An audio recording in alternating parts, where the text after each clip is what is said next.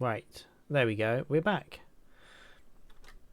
So, there you go. Figured out what it was. I updated Visual Studio anyway, and I had to restart to do that. But it just wasn't selected as the actual editor in the Unity settings. So now I've done that, it can actually attach it properly. So, instantiate that. We want to do.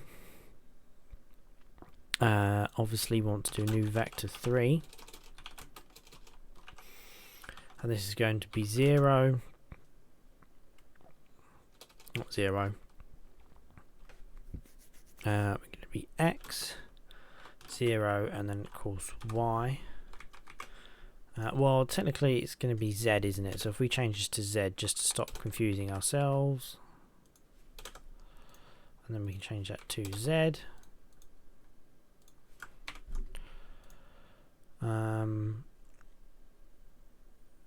And we want to obviously do the block prefab. Oh, and rotation, so that's going to be quaternion dot identity. So that's that. Unnecessary assignment of value go. Dot set parent, I don't know, dot transform dot set parent, and that's going to be world like that. So I realize this probably isn't going to go exactly because we need the size of it, but if we will then do generate farm, and we're going to do it width and height like that. We don't need update for the minute, so we'll get rid of that. So we've got that. And now what we can do world container, and when this decides to update over here, cool, we can now stick this on here, and our world is going to be that, of course, and our prefab is going to be the one we made here. I really wish it would stop doing that. There we go. So let's see what this does so far. Okay, so somewhat progress, because we've got actually that is exactly how I wanted it, because we're using 1 units. That is actually exactly how I wanted it. So there's a 3x3. Actually that works. So that works. So now what we need to do is we need to spawn in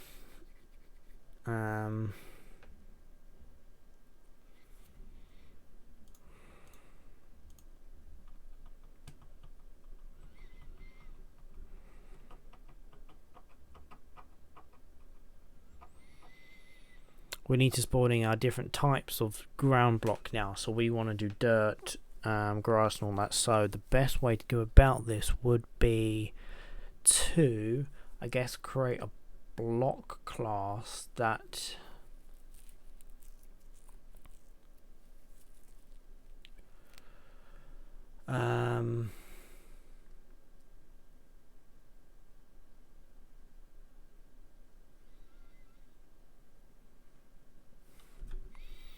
yeah, so we want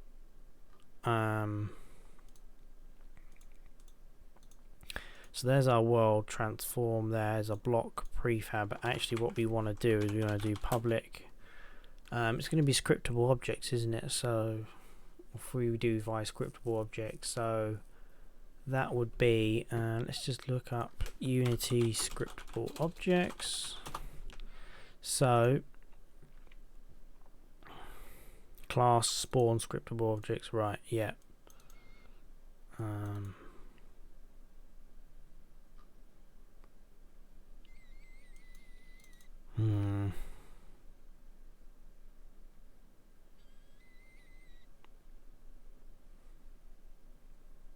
Yes, a public transform.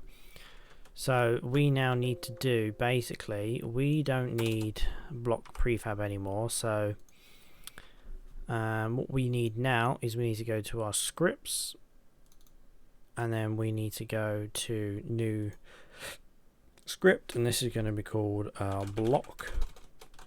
Do you want it blocks or tile?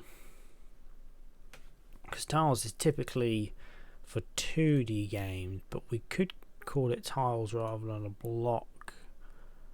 But then what would we, where's our notepad gone? Here.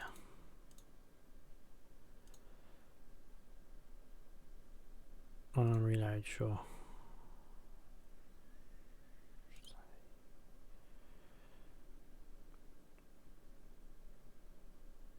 Okay, always ignore. Right. Yeah, so blocks. Let's just call it blocks. So then we're going to open up block, and this is going to be equivalent to a scriptable object. Cool. We want to create also this.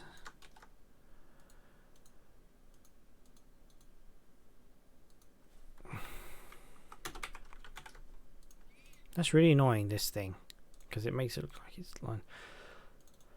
File name, we'll just call this block. Menu name, scriptable objects / block. All the one short. So we don't need to worry about that for now, do we? We're going to give it a block prefab. So that's going to be public game object block prefab. I'm assuming this does need to be public, but we'll see. Yeah, we'll keep them public for now. Public material. I'm going to call this block material. We're going to go public string block name. We'll just call it name for now. And we'll set a default to block. Why not?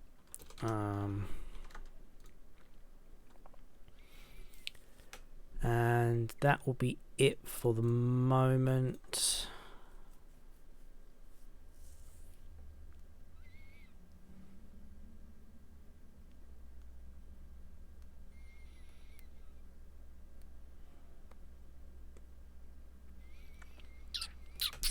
Let's call this block data rather than block, because I think that's going to be better.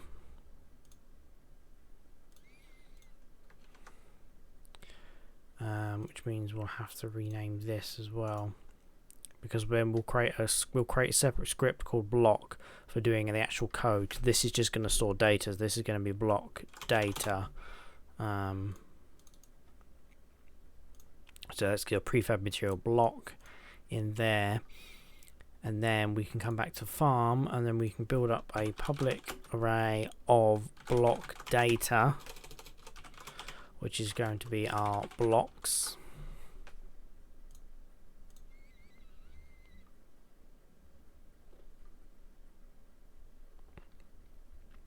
We'll call this block types, and then we're also going to build up. We will want one for blocks as well, so we'll keep that like that for now.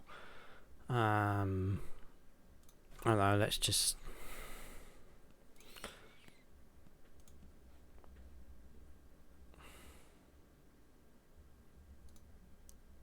Yeah, we can change the size of that.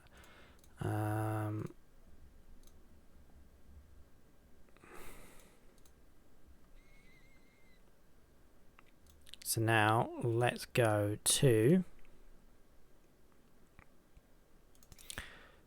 our assets, and we're going to create a folder called our blocks in here, and then we're going to create one. We're going to create script objects. Well, let's, rather than scriptable objects, let's call it farm game. No, why not?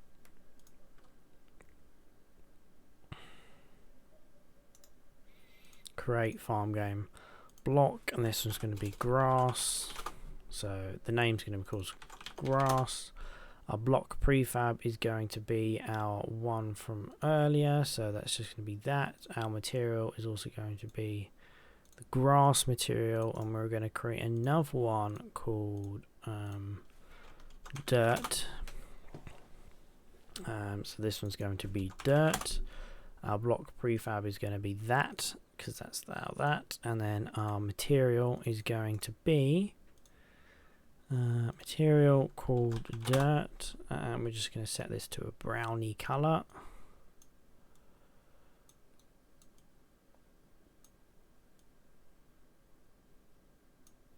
That will do for now. And then we'll go back to our blocks. We'll do dirt. If anyone else has got any suggestions on a better way to do this, please let me know. Say it's been a while since I've used Unity, but this is my first time doing anything kind of like this, like world generation based. Well, I've done like a RPG, I've done like a survival sort of game before, where like Rust or something like that, where you pick up different tools and items and stuff to interact with the world. Oh, excuse me. And then that did make use of scriptable objects and it had an inventory system. But I've never done anything like actual world generation. That was just a pre-built world I'd done for testing. This is actual world generation, which I've not done before. So yeah, that'd be interesting. So that's going to be dirt. So now what we can do is we can go back to our on here, blocks, and we're going to add both of these. Let's lock this. We're going to add both of these into our block, 2, and we're going to go grass, dirt. So these will also essentially be our IDs as well, won't it? So now we've got that in there. What we can do, we've got our block types. Instantiate block prefab. We don't want to do that. We want to do so now what we're going to do is we're going to have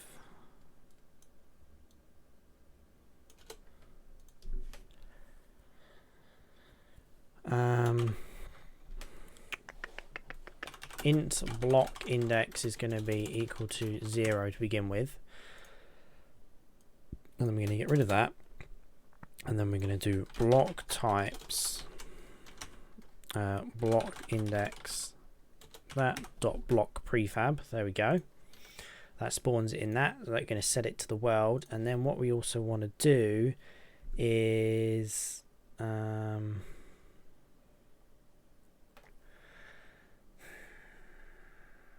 yeah, and then we're going to go so we set it to the parent, and we're also going to then go dot material. Can we do that?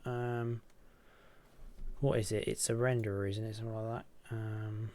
Let's have a look on our prefabs.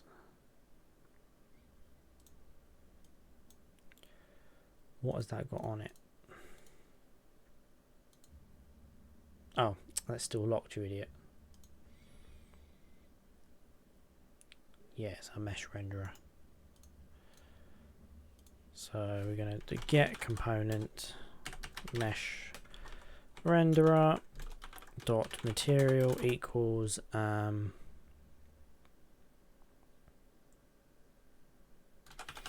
block types block in well, let's call it, I tell you what, why don't we go block data block equals block types block index, and that saves us having to worry about all of that. So oops, and then we go to block dot block material. Oh, hello. Totally new to coding. I'm mostly interested in game development. I want to learn the framework and language that comes with it. Do you think I should learn Unity and C# or Unreal and C++? I like Unreal more in general because the lighting is a lot better, which is very important to me. I tried watching C# tutorials. The issue is that the material is really dry, and even when you understand the fundamentals, you still don't know what to do with the knowledge you have. Well, okay, so what I would suggest there is, I can turn on timestamps in this chat.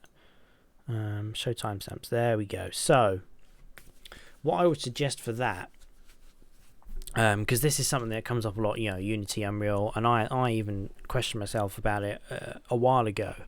Is it kind of, it's up to you really the path you want to go down. I will say that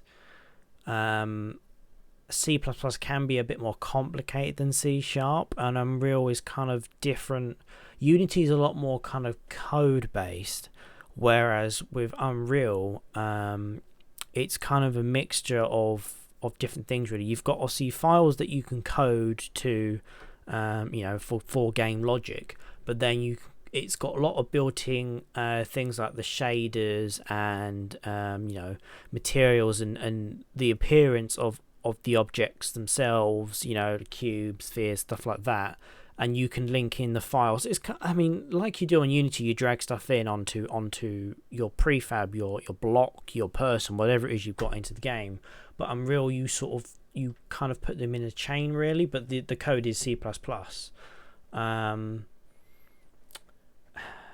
To start, I personally find Unity a lot easier. So if you're looking just to start off with, Unity might be the easier route to go. However, if you do prefer the lighting and graphics of Unreal, then I would suggest probably getting just started straight away with Unreal, because then otherwise you're having to switch from Unity to Unreal, which is just going to confuse you even further. You want to make horror games. I have a passion for them. Thus, why lighting atmosphere is important. Laugh how Unreal horror games look. For instance, the game Visage. Okay, so yeah, definitely. So then in that case, then go with Unreal. I don't know of any kind of YouTubers or things by name of Unreal tutorials, because obviously I'm Unity, not Unreal. I have used Unreal before, just sort of played around with it. But I would say learn Unreal. Start off with that, so learn the actual interface, learn all the things to do before you necessarily get into coding. You want to learn how Unreal actually works, and then from there, that's when you can then start, because a lot of Unreal you don't actually have to do coding for. Coding can be for doing like very kind of advanced technical stuff, or if you're expanding upon the engine, which you can do in Unreal as well. A lot of stuff in Unreal you can do without code, which is different from Unity, because Unity requires a lot of code. I want to learn a programming language so I can get a job down the road. Okay, so C# is definitely easier to learn than C++, and I think it's a bit easier to understand from looking at it. So if you do want to go down a coding heavy route, then look at Unity. But if you do prefer, if you want something that graphically is going to be a lot better for what you want, for your taste, and be a lot more satisfactory and require less work, I would say, to get it looking like really good, then Unreal is your better choice then, because although you can get the same sort of graphics with Unity, obviously the actual graphical engines are completely different, but it requires a lot more work in Unity to get it looking how Unreal does pretty much out of the box really. So hopefully that's good advice for you. That makes sense. I don't really know. You are a game developer. Can I send you a sample video from YouTube so you can tell me what the differences are? Yeah, go ahead. I'm not a professional game developer by any means. I'm a professional web developer. I have been for the last sort of 5 years, and then doing another 5 years as a hobby. So 10 years in total for me doing the web and kind of bits of desktop software. But game development is a hobby of mine that I've done in the spare time for quite a few years, kind of on and off, and I've developed my own kind of mini games here and there. But yeah, by all means, send me the clip. I think you should be able to post the link in chat. I don't. Let me just double check. Do I have links disabled or anything like that? See if you can post post a link. See if you can. This is layers 3 as made in Unity. It's come up with asterisks. I don't know if that's what you've posted a link or what. Did you try and post a link? It's just come up as asterisks. 3 asterisks. Is that supposed to be your link, or did you actually type asterisks? Like I said, I don't know. It's been ages since I've streamed on Twitch, so the platform's changed a bit, so I don't know how the chat. Right, okay, so in that case, what I will do is I'll add you as a friend so you can whisper me stuff, but I will make you a moderator of the chat. So now you should be able to post links. So yeah, you should be able to go ahead and post links now, because you are now a mod of this chat and channel. There you go. So let's have a look on stream what you've got here actually. I'm going to turn the volume down. Let me know if that's too loud on stream. Full playthrough, no commentary. So is there any bits in particular of this you want me to look at? Because obviously this is a 2.5 hour video. So is there any particular timestamps or bits you want me to have a look at, or just sort of go through it? I have heard of this game before. I've not played it myself. I think I've seen bits, but it's been a while though. The look of it in general. Okay, so let's go to some bits of gameplay. So, and you say this was a Unity game? Yeah, made in Unity.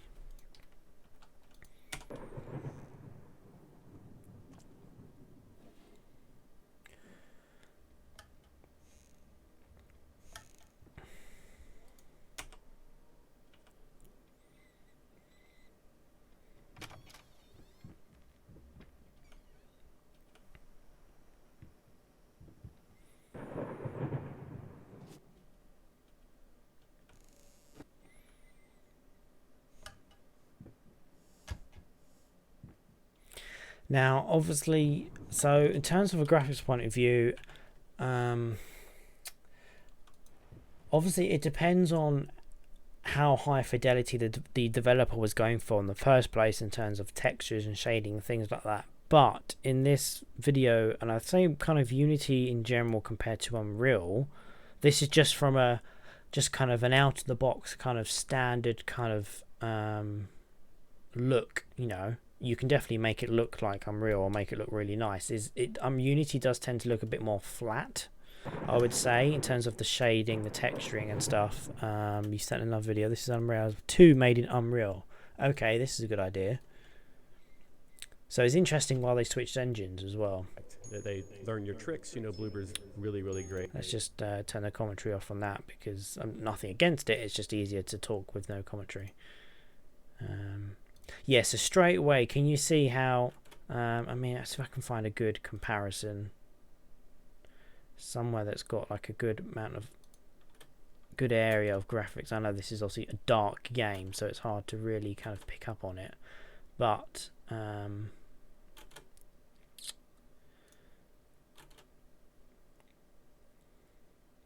so this is kind of, so this see how kind of layers fit to, I've put that timestamp. Okay, so 2:11. Let's just go back and refresh to 2:11. Yeah, so this, see how kind of this fan, see how you've got the kind of the lights off the metal bars there and here. You've got the reflections here with some rays coming out here.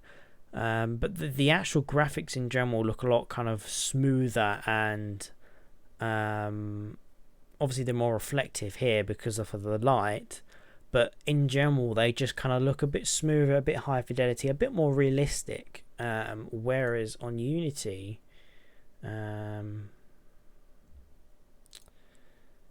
see, there was, let's have a look, there was that little bit there. 9:52. Yeah, so if we play this bit, team to the white room in the video. Okay, I will do. But can you see how, now again, this is, you know, this is something the developer could fix in Unity, could change with the shading and things, but in terms of what we're looking at here, you see how on this window, you can see right away the aliasing isn't as good. See how you've got a lot of these jagged edges. And these curtains, even though they're like a 3D graphical model, they still look a little bit flat and a little bit square.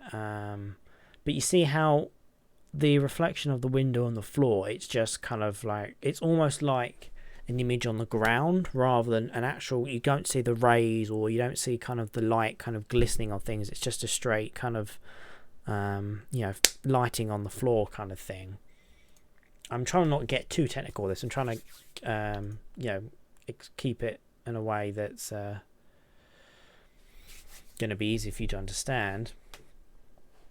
But you can see as well just how the light in this, here you go, there's another good example here of the rays and stuff here, and you've got kind of this fuzziness around the edge here on the head, and just these graphics in general. See, there's not all these kind of jagged edges and stuff. And I realised there could be a difference in graphic settings between the two, but let's go to the white room, as you said.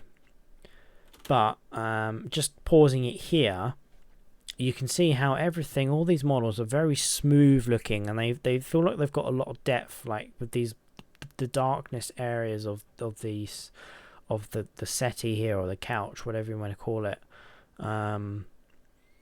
It just feels a bit more kind of more realistic, and just a bit more like kind of like it happens in the real world, like you're actually there. And you can see here the lighting on here. You've got these very slight rays coming off here, and you've got the kind of the fuzziness from the glow around the edges, the feathering from the glow. And this is kind of a standard kind of thing Unreal does with its lighting, whereas with Unity, although you could get that, it would require you to do a lot of work with the shading and things like that. Now, Unity's default shading has gone a lot better than what it used to be. But if you wanted to go for something that looks like this, Unreal would be better to go with from out of the box, and then from there you continue to tweak it. And of course, because of that as well, it does require a bit more graphical power than Unity as well. But a lot of this is done, a lot of this is just tweaked settings on a shading in Unreal, where in Unity you do the same thing, but with Unity you may need to also code your own shader, or code specific bits into existing shaders or effects or stuff like that. So, and I'm sure a more experienced game developer could explain it a bit better than me, or go into a bit more in depth, but that's kind of the comments I've got really looking at it. Is it just feels a bit more kind of polished and just realistic and natural in Unreal, whereas Unity things can look a bit flat and just not have that much depth without actually adjusting the shading and going into proper things like that. So I mean, it depends on the style of game you're going for as well, but because you've said to a horror game and this is what you like, I would say if you're looking to go something like this and you like the look of the Unreal version, then yeah, go and learn Unreal, do that, learn how the interface works, all of the different parts to it, what you can do with it.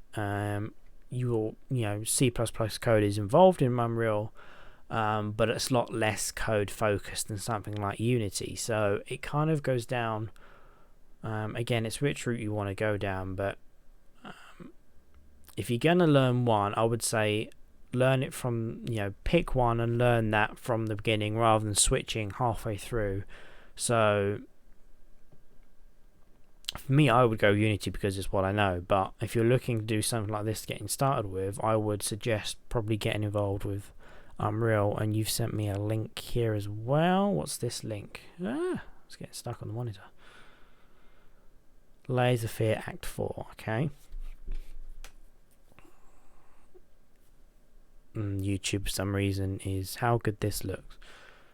Okay, YouTube, thanks for the fail.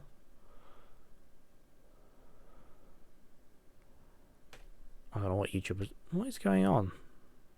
I don't know what YouTube is doing there.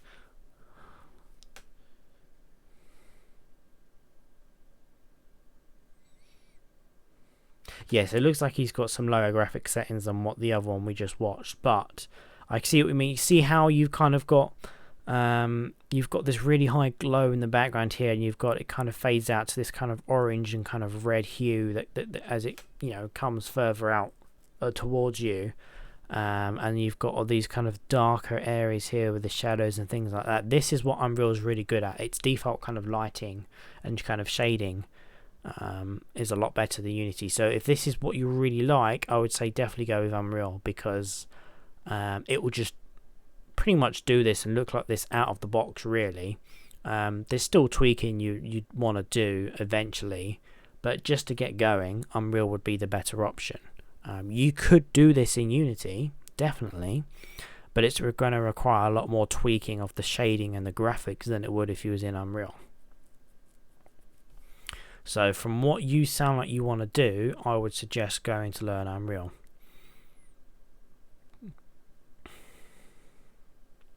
So hopefully that's answered your question. Hopefully I've explained it all right. And if there's anyone else watching that can explain kind of Unity versus Unreal or a bit better in terms of like, well, I guess graphics and in general, but this person in chat, Condom Flusher, is looking to make a horror game, and he was basically suggesting, do I go with Unreal, do I go in Unity? I want to learn code, stuff like that. So it really depends on what you're prepared to learn and what you want to do. But I would suggest go with Unreal. If you're making a horror game, Unreal is going to be really good for its lighting and its shading. So hopefully that's answered your question. I'm going to get back to my farming game here. If you've got anything else, obviously post it in chat. Any more questions, yep, go ahead and ask. The only issue is that when trying to C++, it feels to me like I need 3 lifetimes to learn it, which really turns me off. Is there a way I can learn it fast? The issue is that Unreal doesn't give you tutorials like Unity does. Again, yeah, that is an issue. That I found that there is a lot more kind of Unity resources and tutorials and a lot more kind of friendly things to get you started. I'm enjoyable. Oh, thank you very much. Yeah, no, this is my first time streaming on Twitch in quite a few years actually. I used to do a lot of YouTube as well, and haven't done that for a while. I'm also Negreal on YouTube, so you can just find me on there. Negreal Gaming's the channel. Again, it hasn't been updated in a long time. I used to do a lot of Minecraft stuff as well. I'll watch you constantly. Cool, yeah, just give me a follow and obviously you'll receive notifications. Oh yeah, I can see you followed me 7 minutes ago. Yeah, obviously I'll pop up in the feeds. I might try streaming every day because at the moment with the current world situation, we're all pretty much at home at the moment, isolating. So I'm in the UK, and the UK is in a lockdown at the moment, so we can't go outside anyway for unnecessary things. So I'll be streaming a lot more regularly. It's something I want to get back into, and I had this idea for a game, so I thought, why not? And actually, if you're looking at getting into coding, it's probably worth watching this stream, because a lot of this, although I've coded C# before and I know what I'm sort of doing, or the rough idea of what I want to do, in terms of this sort of game I'm building and the world generation, which is what we're focusing on at the moment, it's the first time I'm doing it, so you'll be able to learn with me. I also hopped into your Discord. Nice.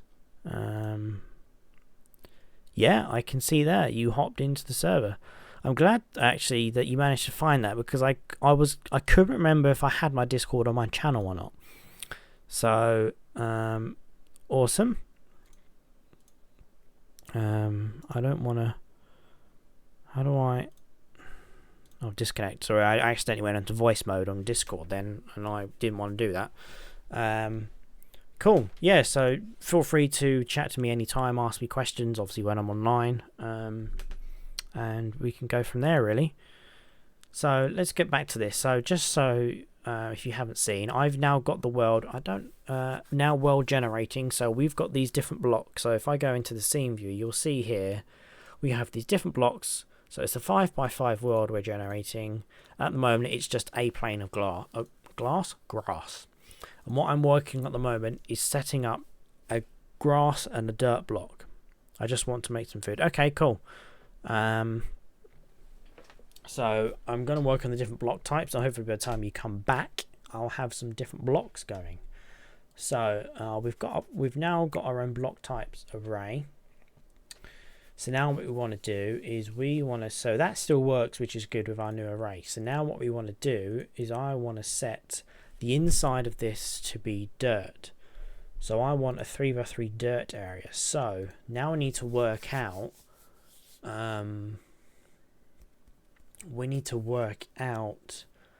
one block in from the edge. We want to generate that all as dirt. So how do we do that? That's what we need to figure out. So I'm guessing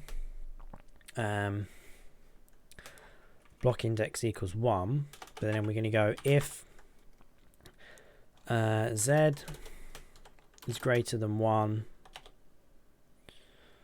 no, greater than 0, and z is less than 0, and x is greater than 0, and x is less than 0. What am I saying? Height width. I've done that the other way around, but oh well.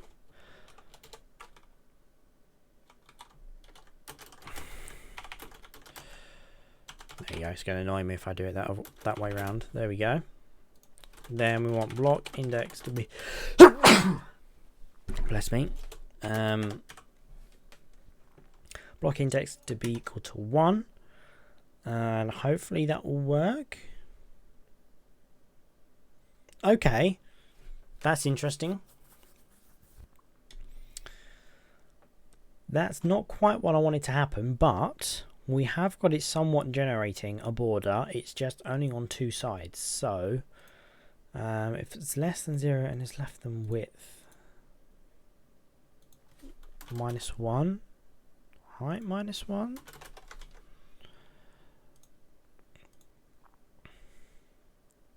Aha! Classic programmer things. There's always 3 things that, you know, always typical mistakes that programmers make or kind of find hard to do, and that's naming things and off by 1 errors. Thanks to Quill18 for that quote.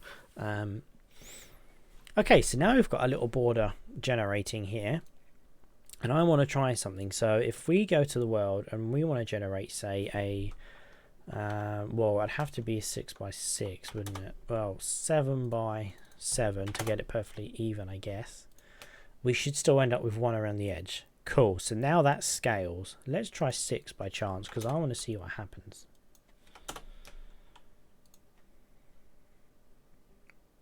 Oh, it still works. Of course it does. Because it's going to be 4. Yeah, of course it is. It's always doing 1, so it's gonna work regardless. So we've now got it generating our little thing. Actually, I think I quite like that better than the 5x5.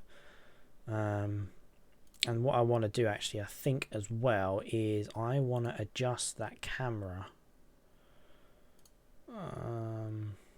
Where's that position? 5.62. So 5.62.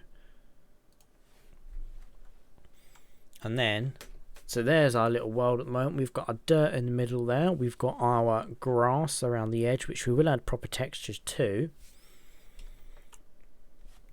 So that is that. And now what we want to do is, I'm thinking the next thing to do is we're going to want to create a block class for helping us to, let's just get rid of that because I don't want that comment there. So we've got our actual world being generated now. So what we want to do is, I guess, do we want to generate? Let's type in, so public int border equals 1 for now. And if it's great, that minus -1 width minus, well, I guess it would be,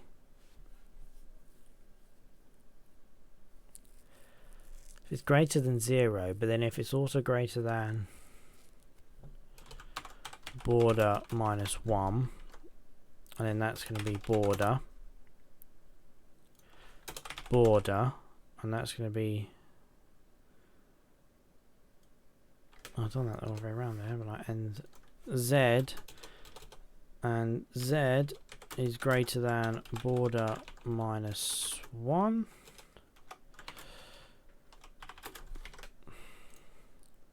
That should still work. So if we now go back to our game, cool. But now if we go to a border of 2, we should have grass border of 2. There we go. Nice. That's cool. I want it as 1, but that's 4 if you want to expand upon the world. If we set that to 0, we should just all get grass, right? Oh no, all dirt. That's a bit weird, but we're never going to go to 0, so let's just not worry about that for the minute. There we go. So we now have a well generating. We've got a border of grass around the edge. There we go. So I'm thinking now what I want to do is I want to create a block class for doing actual block logic. So if we go to our scripts, I'm going to create a new C# script called block. And what I'm going to do is I'm going to add in a prefab there, and then so that has got 0, 0, cool. And then I'm going to go to scripts and I'm going to add the block onto that as part of the prefab. Does that just save, or?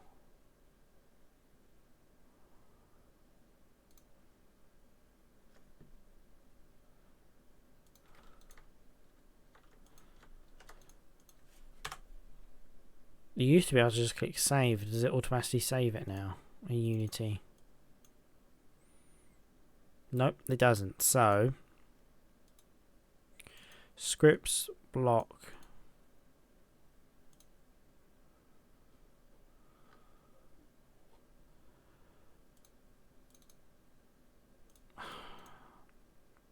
How do I?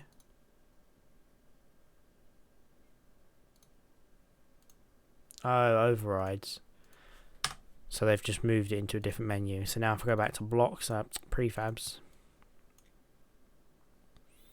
we get the blocks. Cool. So, I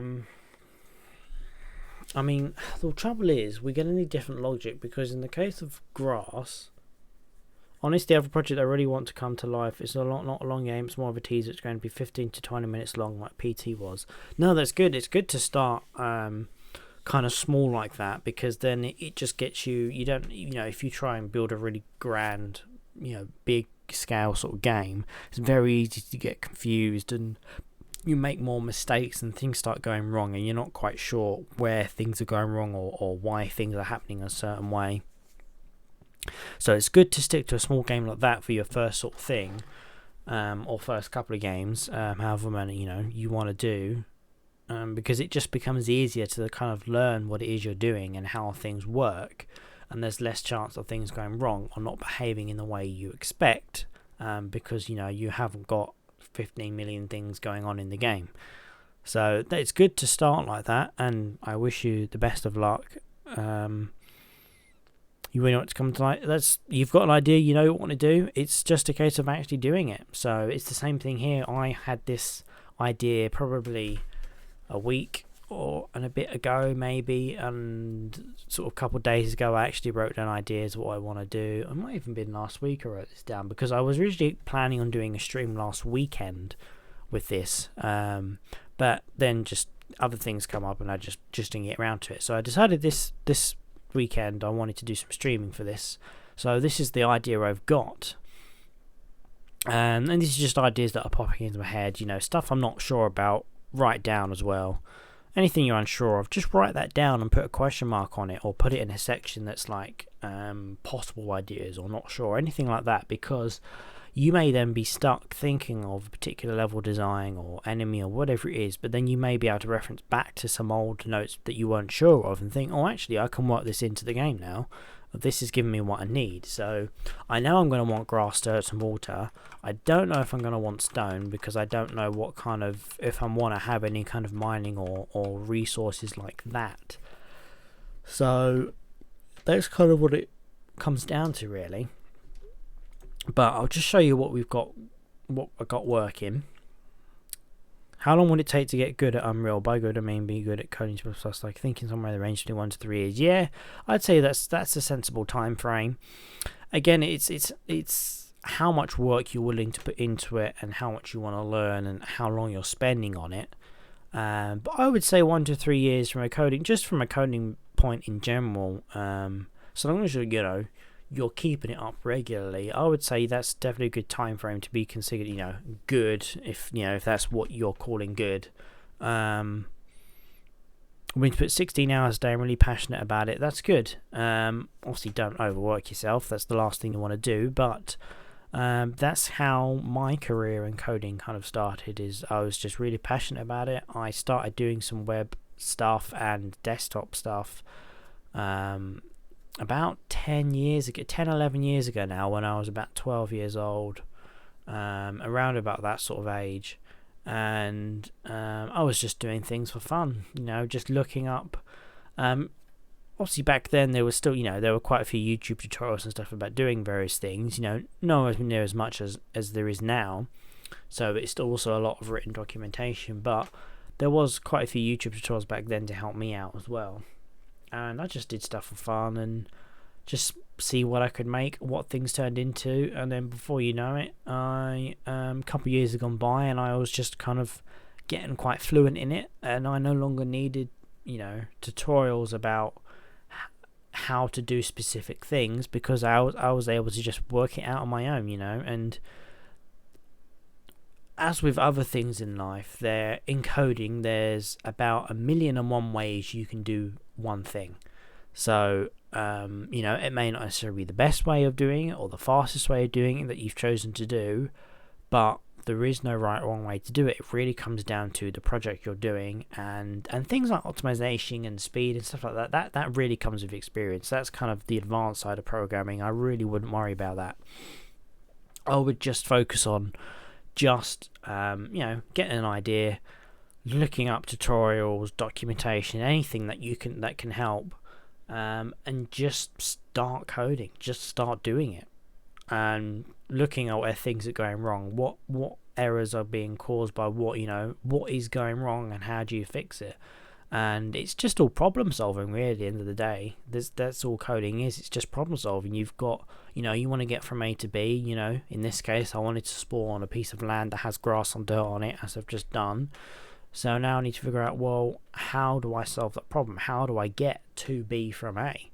And in this case, just to do a basic explanation of this, and this is kind of basic world generation anyway, for any kind of game. This is kind of really comes down to the basic world generation. It's just a coordinate system, so it just says, in this case I've got width and height, but it's really kind of width and length, so width, height, and it's basically just saying, it's doing two loops and basically going one across and going, for every one of these, go one in this direction, and in this case 6 times, because that's what I've set the world to be, and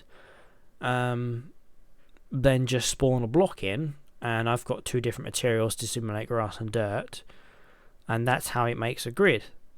So there's my first loop, and then it's basically doing another loop here inside of that, and then this is choosing which block to actually generate.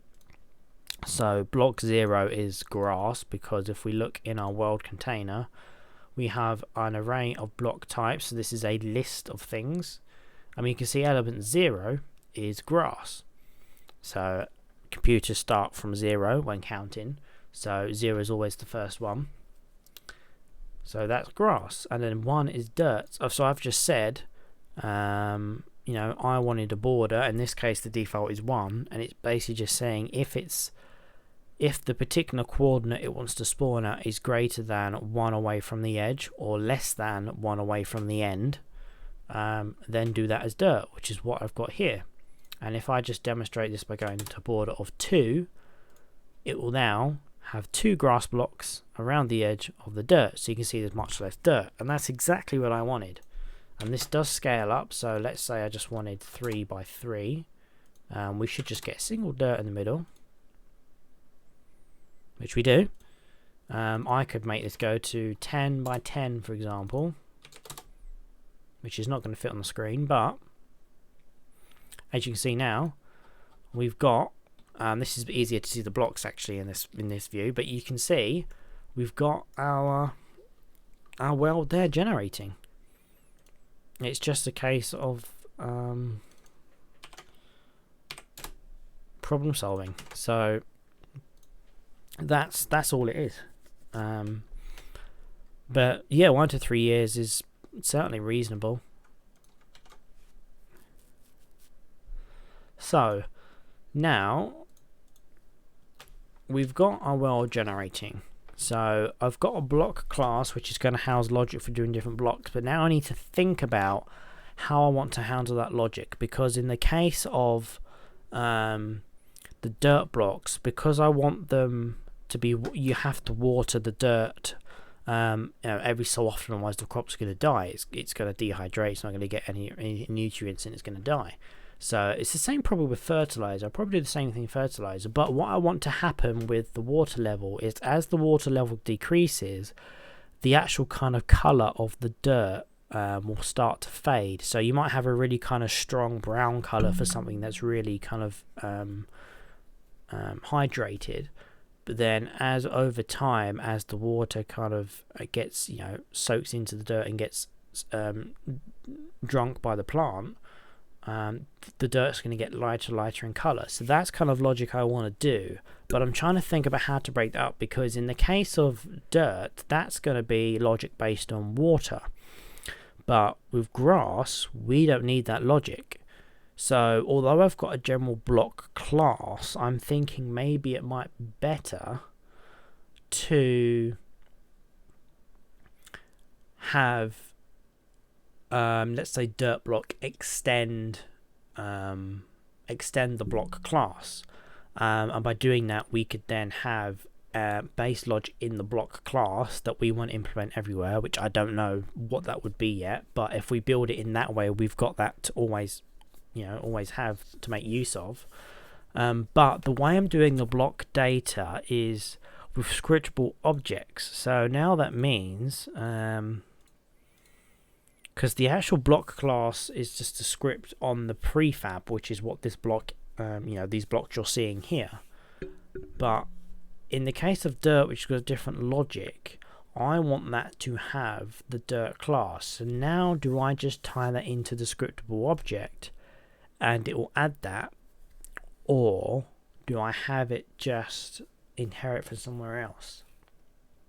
And if anyone in chat has got better ideas for how to go about that, let me know. But I'm thinking just creating another property on these scriptable objects for housing, which script this block, the logic for this particular block, and then that gets added as a component onto the prefab, rather than having this base kind of block class. And we could certainly change it later on to better optimize things. But scriptable objects may not even be the way to go about it, but I'm just thinking in terms of storing data, scriptable objects are better optimized because it's just one instance of data rather than having lots of the same script on every prefab that's got the same values. The idea is you just set the value once in here, and then it's just the one set of data that gets referenced. It's lower memory usage. So I'm thinking that might be better. So in that case, let's go to our block prefab. And again, so condom flusher, this is what I was saying about problem solving. So if I keep looking over there, it's because that's where I've got the chat and the Twitch dashboard page. So, and over here I've got OBS. So hello. But yeah, I'll try and look at the camera when speaking. So this is problem solving. Now I've given myself a problem, and I need to figure out how I want to overcome that problem. And there's multiple ways of doing it, but I'm trying to think ahead in terms of what's going to be better down the line. If I do it this way now, and I get to a point in the future where I want to add something, I want to change something, or even remove something, is it going to be easy to, or would I end up having to rebuild it a different way? I'm scared if I'll be able to learn to code with Unreal. Well,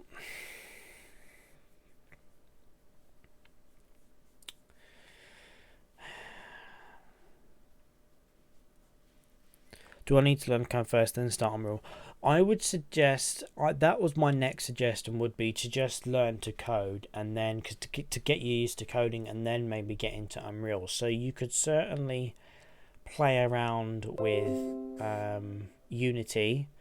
So download Unity, get on some Unity tutorials. There's official ones, there's tons on YouTube. There's a great YouTube channel called Brackies, which I will link now. And this has got great. Prior experience in Java. Okay, C# was very similar to Java, so that will help. Yeah, there's the YouTube channel. You know about him. Cool. But yeah, he's got some great Unity stuff on there if you want to learn about systems. So it probably is worth you just downloading Unity. Just make any old game, even if it's a box moving on the screen or you clicking things. I don't know. Literally just anything you can think of that's just basic. Just learn how the code works, how it interacts with the objects, and then you can start getting a bit more fancy and coming up with your own ways of doing things. And then from there, you know, maybe you'll like Unity. Maybe you, maybe you'd be like, oh yeah, this is where I want to go. Or but once you've kind of understood a bit about how game engines kind of work in general, maybe that's when you can switch over to Unreal and you can use that kind of knowledge of coding. Now, the syntaxes will be slightly different in C++. Of course, C# is still a variation of C, but the syntaxes between C++ and C# are different, so that may be a little bit of a learning curve to sort of get over, but maybe that's better for you, is to just download Unity and just go through Breckies or any kind of other tutorials and just get stuff going, just code, and that will give you experience you need to move on to say Unreal in the future.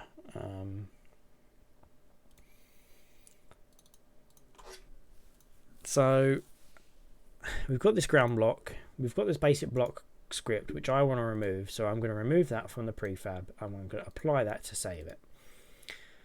So now what I'm thinking is, if we go to a script, I want to,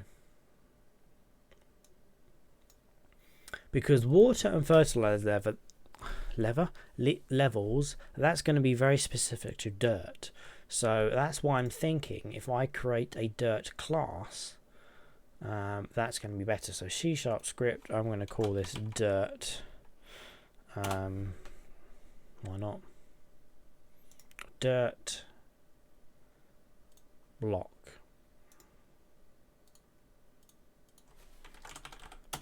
Just to keep things a bit easier.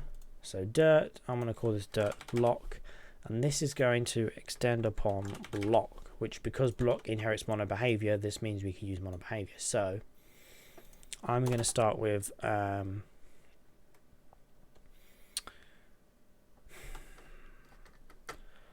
because again, water level, that's all going to be from, this is going to be specific to this, isn't it? So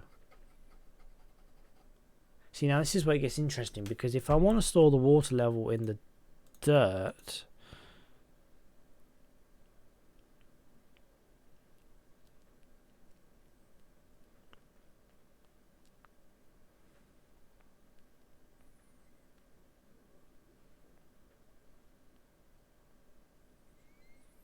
no, it's fine. Let's just do it this way, then we can change it later on. So we're going to have public int, let's call it, why does it do interface by default? Water. Let's call this water level. And then we're going to have one. I've done it again, haven't I? That's why it's doing interface. God. There we go. Water level. So that's our current water level. Then I'm going to do public int max water. Let's set that to 100. And we should be able to do that. I don't know if that does work actually. No. You can do that, I think, in Java, but not C#. So start, and then we're going to do water level is going to equal max water, because we want it to obviously start with maximum water. And then we're going to also do public int. For now I'm just doing things as public, and then later on we may want to change, we want to limit certain things and perhaps do proper set gets, whatever. And let's say, what do we want to call like the water kind of decrease rate? What do we want to call it? We want to call it hydration rate. Hydration rate. Let's set that to I don't know. Let's start off with it being quite quick. So let's say 6 every second it's going to drop. So now we want to do an update. And we want to just basically just do max water minus equals hydration rate. And we probably want to do times delta time, don't we? Let's see how that goes for now. So let's just do console.log. No, debug.log, not console. That's JavaScript. Debug.log water level is equal to, oh, want water level. So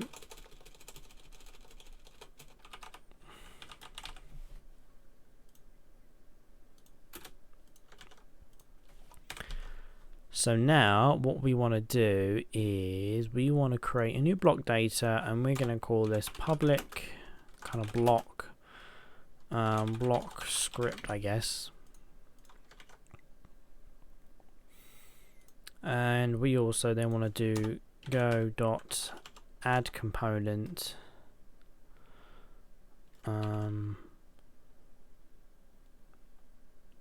block script.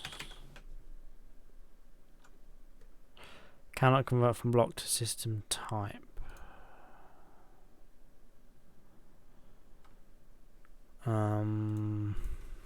Unity. Let's put it on the screen so you can see. So let's do Unity add component.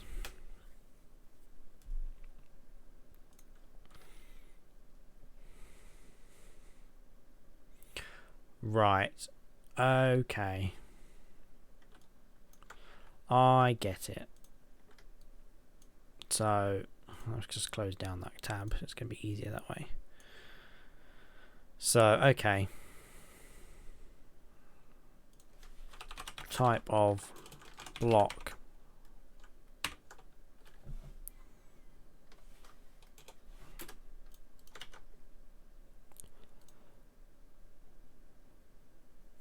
It's not 2 arguments though.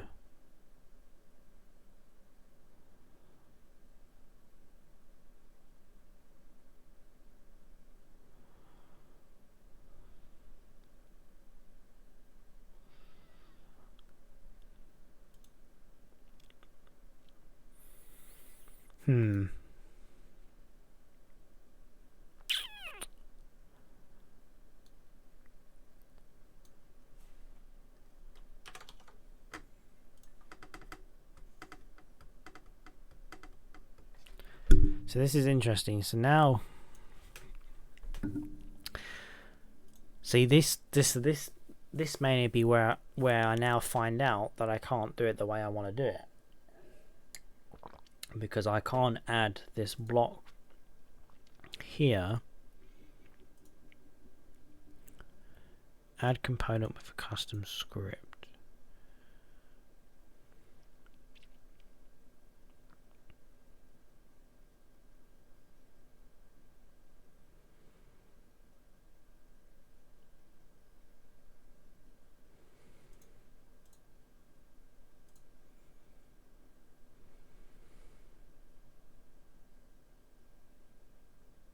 Your script name. Okay. So maybe I just want to do dirt block. That work? Obsolete. With string argument don't create use add component T. Okay.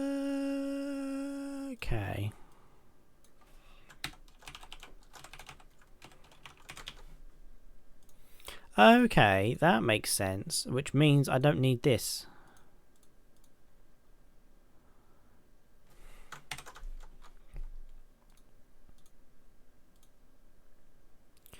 No, that's silly. I do want to do block, because that's just going to add to everything.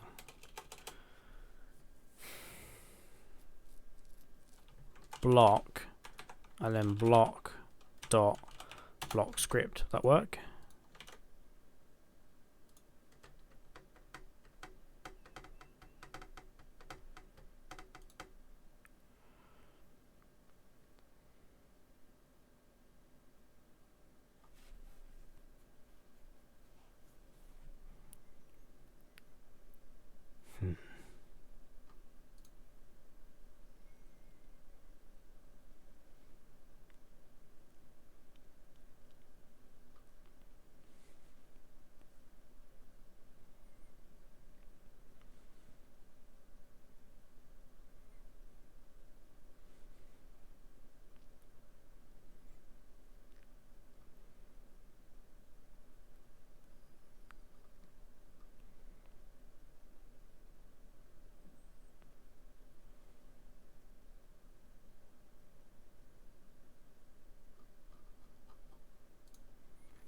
See, actually, I'm going about this wrong. I don't need the block script. What I need to do is I need to create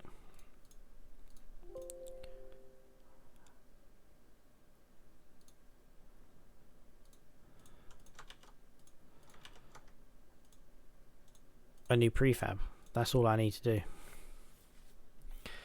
I need to go blocks, prefab, so that is your ground block. I'm going to create one that's got I'm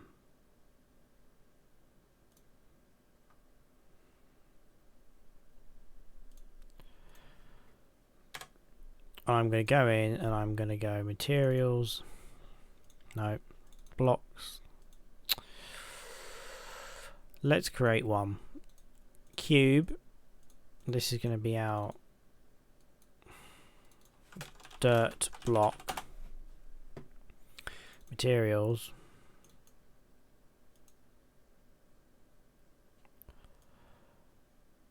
And then we're going to add dirt block onto there, and then we're going to save that as a prefab. There. That makes more sense. That makes a lot more sense.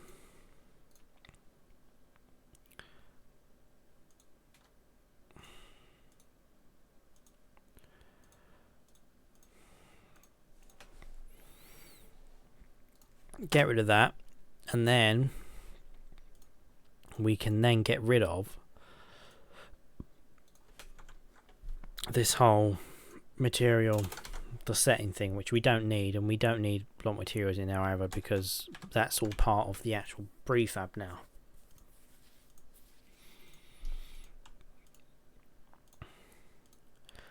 So we should have, that's interesting. Oh, that was quite cool actually, but I know why that was, because in our prefab here we didn't change the size of our block, and that should actually be reset anyway. And then we want we should have these separated really graphics wise, but for now it's fine.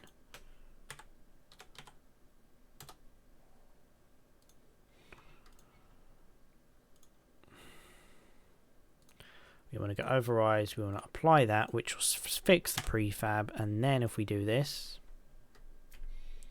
that's cool. However, we've now got the opposite. We've got dirt. We've got grass surrounded by dirt. So what's going on here?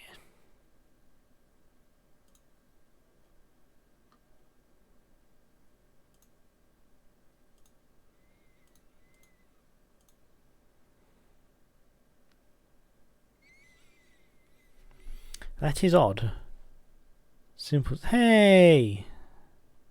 How are you going? How's it going?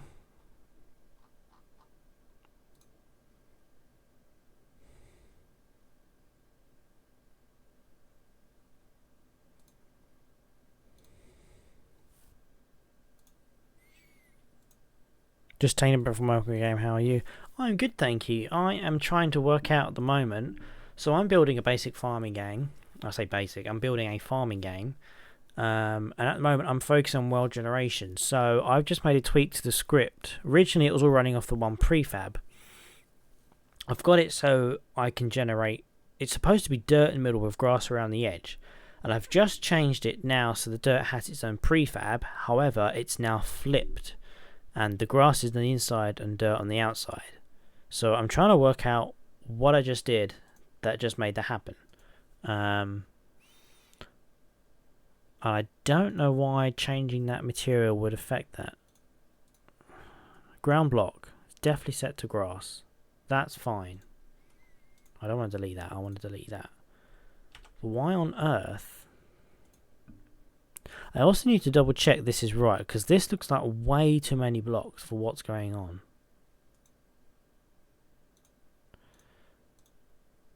Oh, you know what?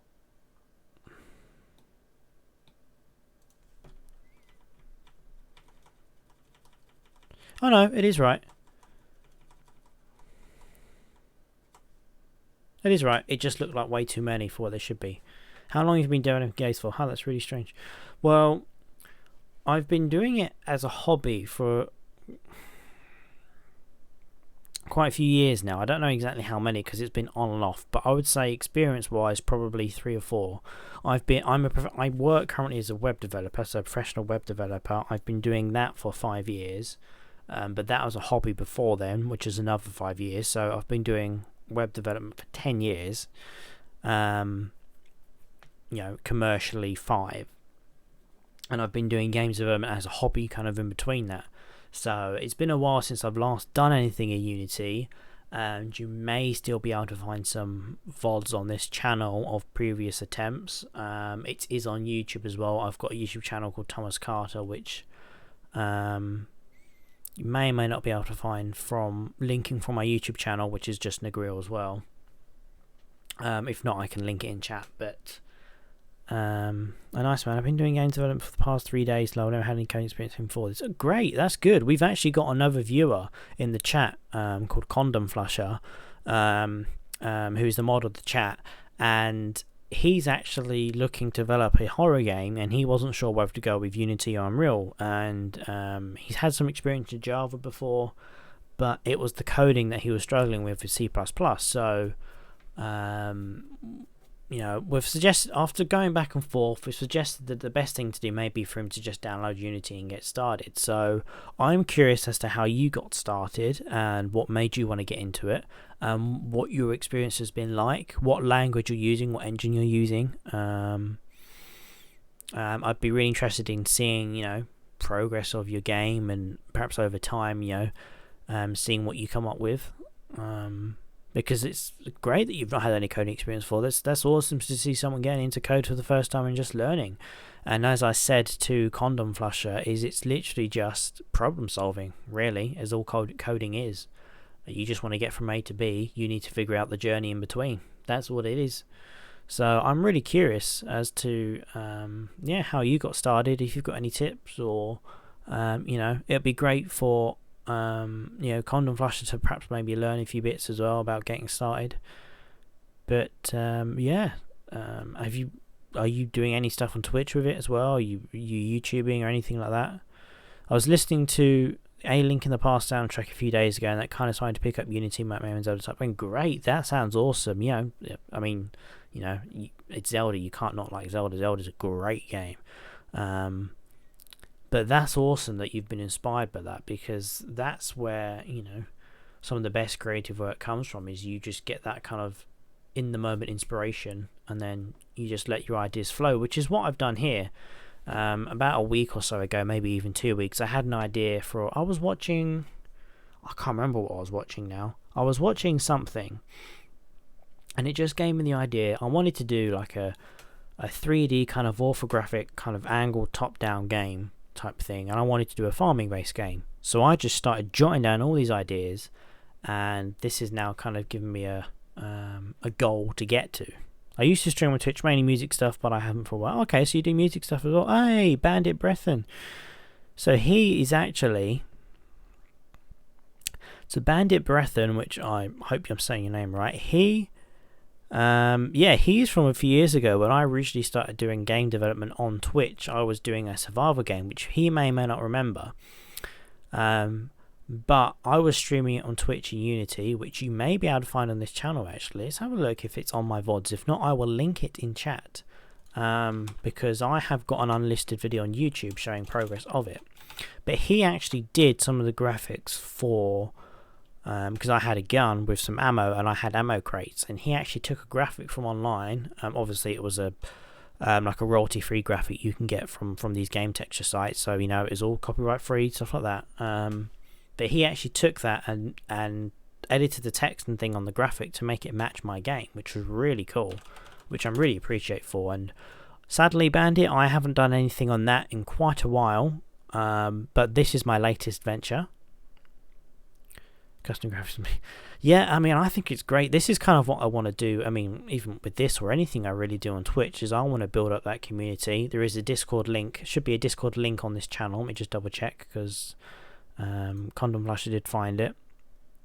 Oh, there you go. Yep. So if you go to our channel, there is a Discord link in there. And I will actually, right now, I will create a coding channel.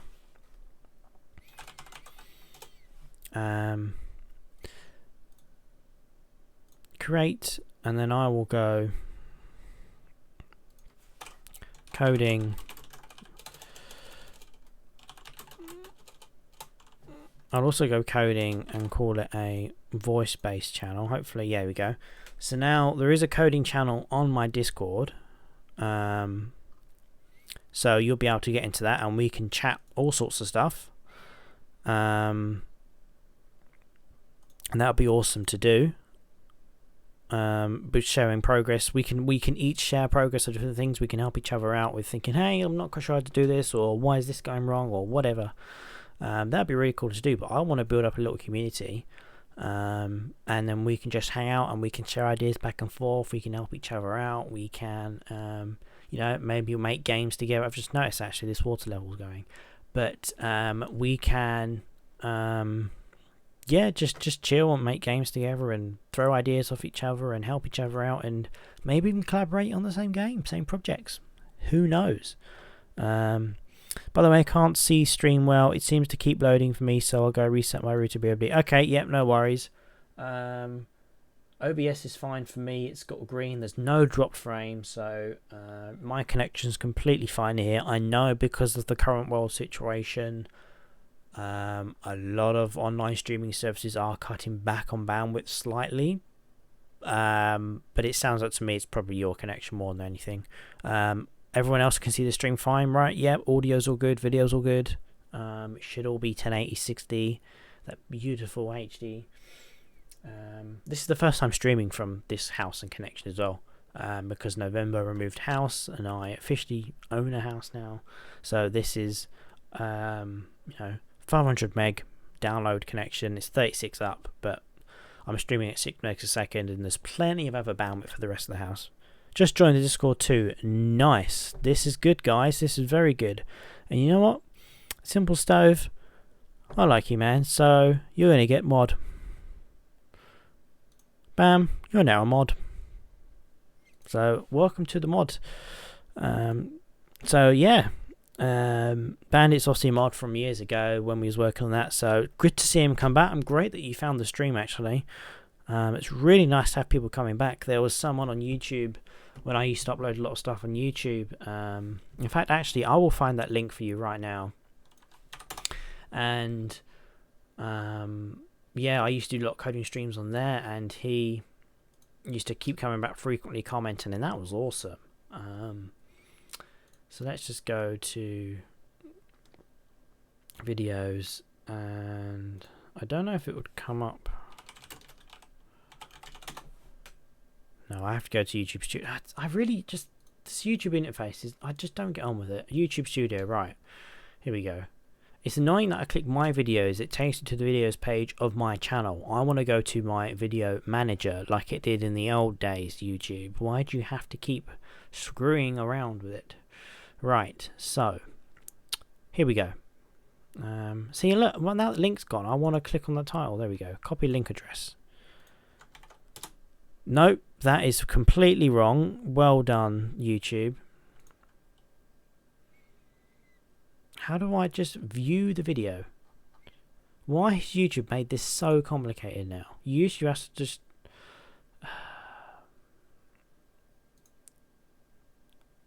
Get shareable link. Is that not just the link to the video? Yes, thank you. Why is that was so hard? There we go. That's the video you want. And that is to the game project that me and Bandit were working on a few years ago when I was streaming it. And let me have a look on my Twitch to see if there's any videos of that. I missed the old YouTube. Yeah. Don't get me wrong, I like the new design of the YouTube in terms of browsing it and as a user, but the actual creator side of things is just a nightmare nowadays, as I'm sure you've probably heard from many other creators. View all past broadcasts. Unfortunately now, because Twitch doesn't keep everything now, there isn't actually anything on there, but there is also, I will find you another video that also is from a few years ago when I was making a browser-based game in JavaScript. So let me find that for you. I will go to YouTube Studio. I'll check out that after the stream. Yeah, by all means, that's just a link, just so you've got it. And yeah, you can subscribe to that channel as well, because that's got some videos on when I used to do tech stuff and coding stuff on there. I haven't done anything in a while because the whole YouTube system changed. I lost my partnership, so I can't get monetization anymore, which means I can't make money from the channel. And it's just, I have to have 1,000 subscribers and so many different other things. It's just, so hopefully I can build up something on Twitch. But videos, I'm just going to type in search across your channel coding. Text adventure. There you go. So there you go. That's also another link. So that's a link to a JavaScript based game I was doing, just a text adventure thing. So yeah, feel free to check that out whenever. Yeah, it's a shame because I used to be back in the day. There was a thing, it was called RPM, and I got a partnership with that. It was an American based studio. So I think it was called, what did it stand for? RPM. Was it record, promote, monetize? Something like that. I can't remember what it stood for. And then that kind of, and then it got taken over. I've got taken over, rebranded into Maker Studios, and that had quite a few other famous YouTubers on. So I was a part of Maker Studios. There were quite a few famous other YouTubers. One of the big ones that I've been watching pretty much almost since day one is the Oxcast. They were a part of Maker Studios. There was loads of other things. There was I think Polaris and the Game Station and all that are all like subs on Maker Studios. But anyway, and now I don't know if Maker Studios is still around as a company, but I know Disney then bought Maker Studios. So that's who I was technically partnered with Disney, I guess you could say.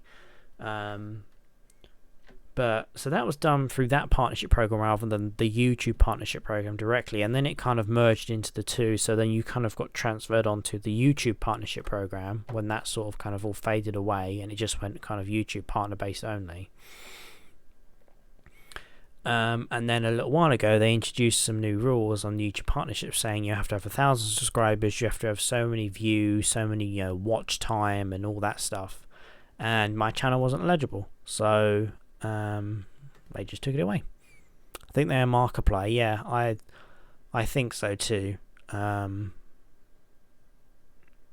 But yeah, Disney does buy everything. It's Disney will own everything soon. But hey, Disney Plus is now launched in the UK, which is finally a welcomed addition. So I've watched 3 episodes of The Mandalorian so far, because that's all that's available here, because it's a weekly thing. But loving that so far. Of course, a big fan of Star Wars, Marvel, so Disney Plus is a huge bonus for me. But yeah, it's basically I lost the partnership. I can't monetize, so that kind of I wasn't as inspired anymore to make YouTube videos, but I want to get back into it. But I think, as I know, a lot of people are kind of focusing on Twitch compared to YouTube now anyway, just because I like the community aspect of it. I like the fact that it's, and the less editing is also helpful. But right now, yeah, I love talking to you guys, and this is great what we've got going on. I also need to watch Star Trek Picard. Yes, I need to watch that too. Actually, I do need to watch that. That's another series I'm looking forward to. So, let's get back to this game. Sorry, I love to go off in tangents, but I also want to figure out this problem because it's annoying me. So the water level we know did drain. Also is a bug where it goes into the minus. So to fix that, we're just going to say if water level is less or equal to 0, water level is 0. I mean, you don't really need to say is equal to 0, but it's less than 0. Twitch is great, man. I've met some of my best friends. That's awesome, and I hope that we can stay engaged and that we become friends. And so we've got the Discord channel now, so feel free to hit me up whenever. There is a voice channel there as well, so we can do whenever. Yay! I've just chatted on there, but that's awesome. That's awesome that you guys have joined the Discord. That's actually made me quite pleased, actually. Yeah, the Discord is called the Buccaneers. That's just a name I come up with a few years ago. Which language you use in C#? Yes, so this is C#. So Unity gives you the choice of C# and JavaScript. I would highly recommend C# over JavaScript just because it's way easier to do lots of stuff in here.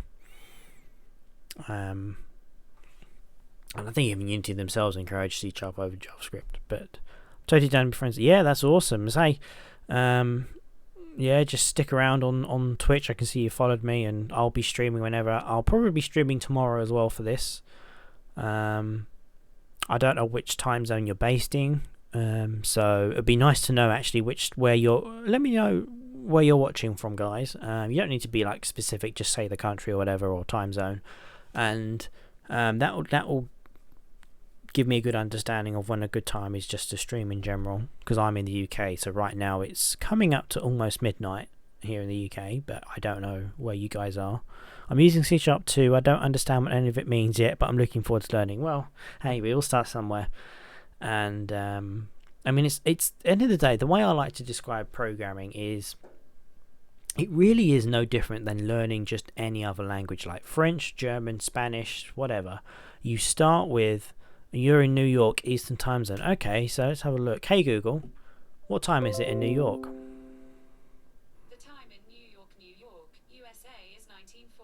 1940. Wow. Okay, so that seems like a pretty reasonable time actually. So, okay. I might figure out a schedule in the future. I'll let you guys know. But the way I like to think of programming is it is just like learning another language like French, Germany, Spanish, whatever. You start off learning your basic words, like hi, hello, whatever. And then you start learning your connectives like and, or, things like that. And then you learn kind of you learn how they work together. You start forming them together, and then you've got sentences. And that's the same with programming. You start off learning your basic terms, what the different types of variables mean. You learn how to connect them together, so your if statements, your while loops, for loops, anything like that. You learn how to manipulate the variables, and then before you know it, you start mashing those together. And then you've got your full calculations, your full logic, whatever you want to call it. It's like learning how to read music too. Eventually, because exactly. And I'm a musician myself, so I can definitely relate to that. And it's just practice. That's all it is. It comes down to how much you're willing to learn, how much you're willing to put into it, how much you want to practice, and it's just a case of just do it. Just do it. Just play around. If you break things, you break things. If things don't work, things don't work. You're not going to get it right the first time. Coding is just problem solving. So it's just trial and error, and that's how you learn. So right now we need to learn how to fix this problem. Why have we got dirt surrounding grass? That is not what I want. I want it the other way around. I wonder if something's gone wrong with my code here. No.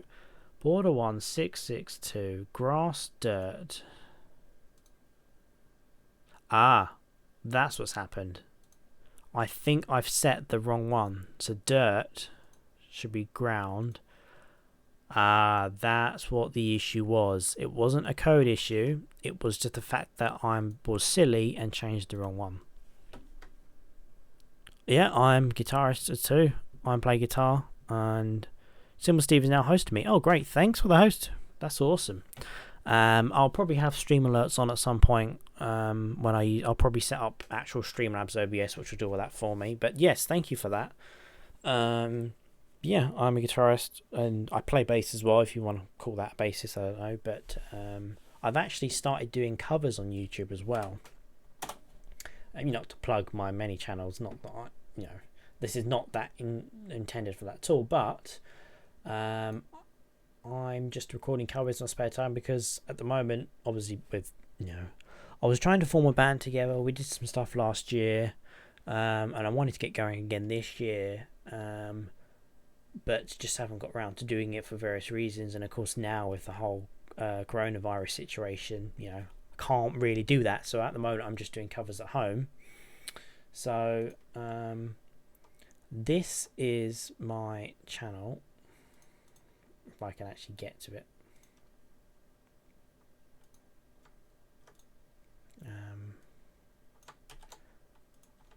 Hopefully that link works. But that is actually, if I switch back, yeah. So those are the two I've got so far. I've got more in the works. I actually recorded another one today. I just need to mix that together and do the video for it. But yeah, that's awesome.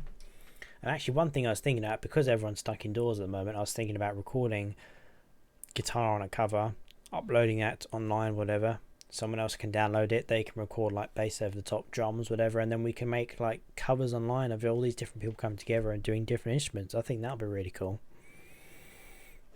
Yeah, quarantine, so yes, yeah, and the trouble is, of course, every country's in a different situation. Well, I mean, we're all in the same situation, but every country's got it slightly different right now because, some are on lockdown, some have it more serious than others. So we're in a lockdown here in the UK, following Spain and Italy,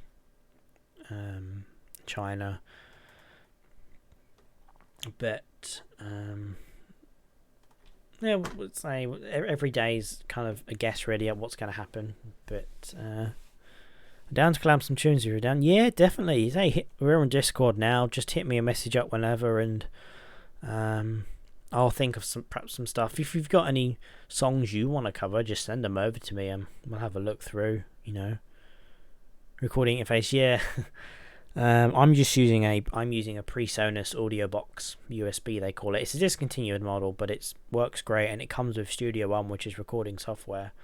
They have a new version now, Studio 4, which you have to pay for to upgrade to it, but honestly, for what I'm doing, Studio 1 version 3 just does everything I need to, and it comes free with the audio interface, so, and it's like proper recording software, like proper studio software. Once played the piano, but never continued after moving. I actually started off, that's my uni schedule really. Exams stuff cancelled. Yeah, we've had all exams cancelled over here as well. Yeah, it's really it's interesting. Certainly, never experienced anything like this before. So every day is kind of just a guessing game at the moment. But it looks good. I'm a Reaper man myself, so I'm not familiar with Reaper. I used to use Cubase because that's what I learned in school. That's what we used in school. And I used that for at home because it's what I knew, and I had a different interface back then, so it just worked really well. But I gave Studio One a shot because it looked similar and it looked cool, and it come free with this, and it's proper full software. So, and I love it, and because I'm using the PreSonus USB interface, it just works. It just works. And I use a Shure SM57 mic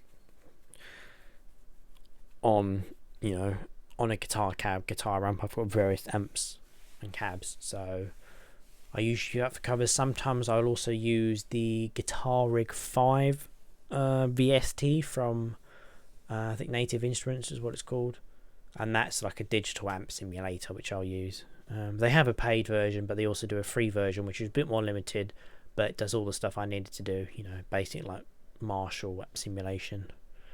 Found this awesome. A link to the past Soundfont from Moscow. It's the greatest thing ever. Cool. Yeah, link that in the chat. Sorry for that. I knocked the mic. But yeah, that sounds awesome. So let's get back to our game. So water level's now at 0. So how quick is that actually descending? Is that very quick?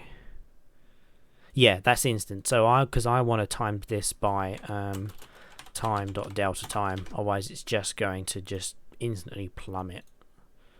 Oh,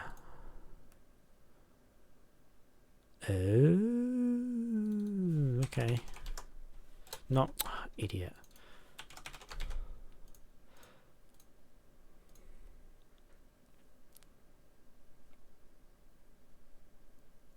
That's good.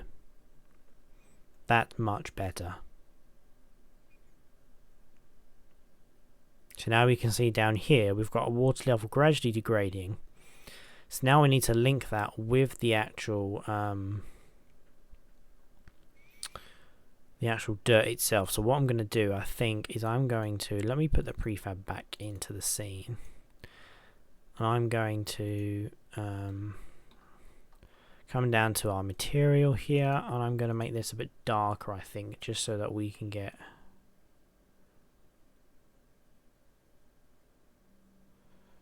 that's better.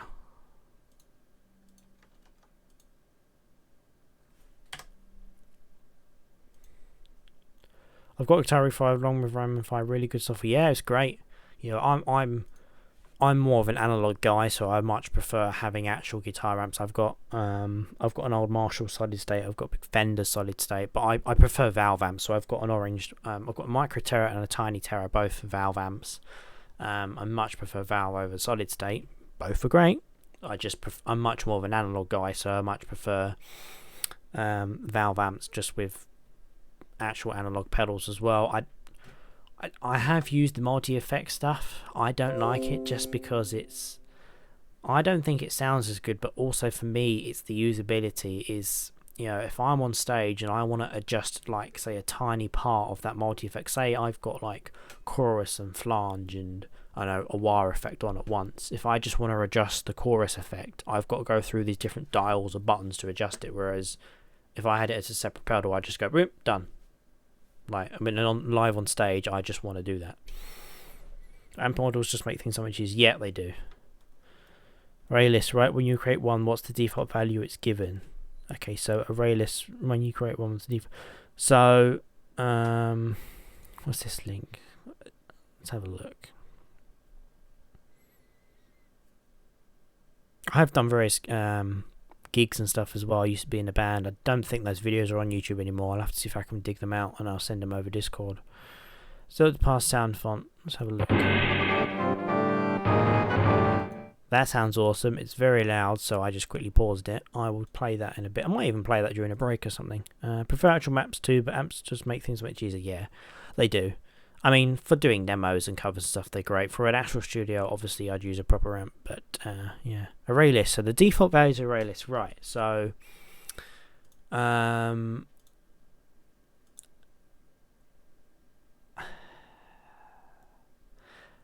what you set. So, in this case, if I go to the farm, I've just got an array list of blocks, which is just set to a blank array of block data. So, that means I can only have anything of the class or derivative of block data, which is a scriptable object here. This is this class, can only be part of that array. And what Unity would let me do is, if I say create 3, that then adds an extra thing to the array, and I can select what type of block I want. I only have 2 in this case, grass or dirt, so that will only let me select that. If I wanted to set default values, I could say do, I think if I did that, that would set it to 2, a max size of 2, although 20 initializing, yeah, so I'd have to do it as a new array. So in this case, I would do block types equals, I think new block data 2, I think, and then that would then initialize it with a size of 2. If I wanted to add extra ones in there, let's say on startup I could do block types dot add, or was it or that, and then equals whatever I wanted to do. So I could set, you know, I could set them there. So it's kind of that's the Zelda Soundfont, yeah. So Twitch just scratched my phone. Hope I didn't miss too much. You didn't miss anything. I was just explaining array lists.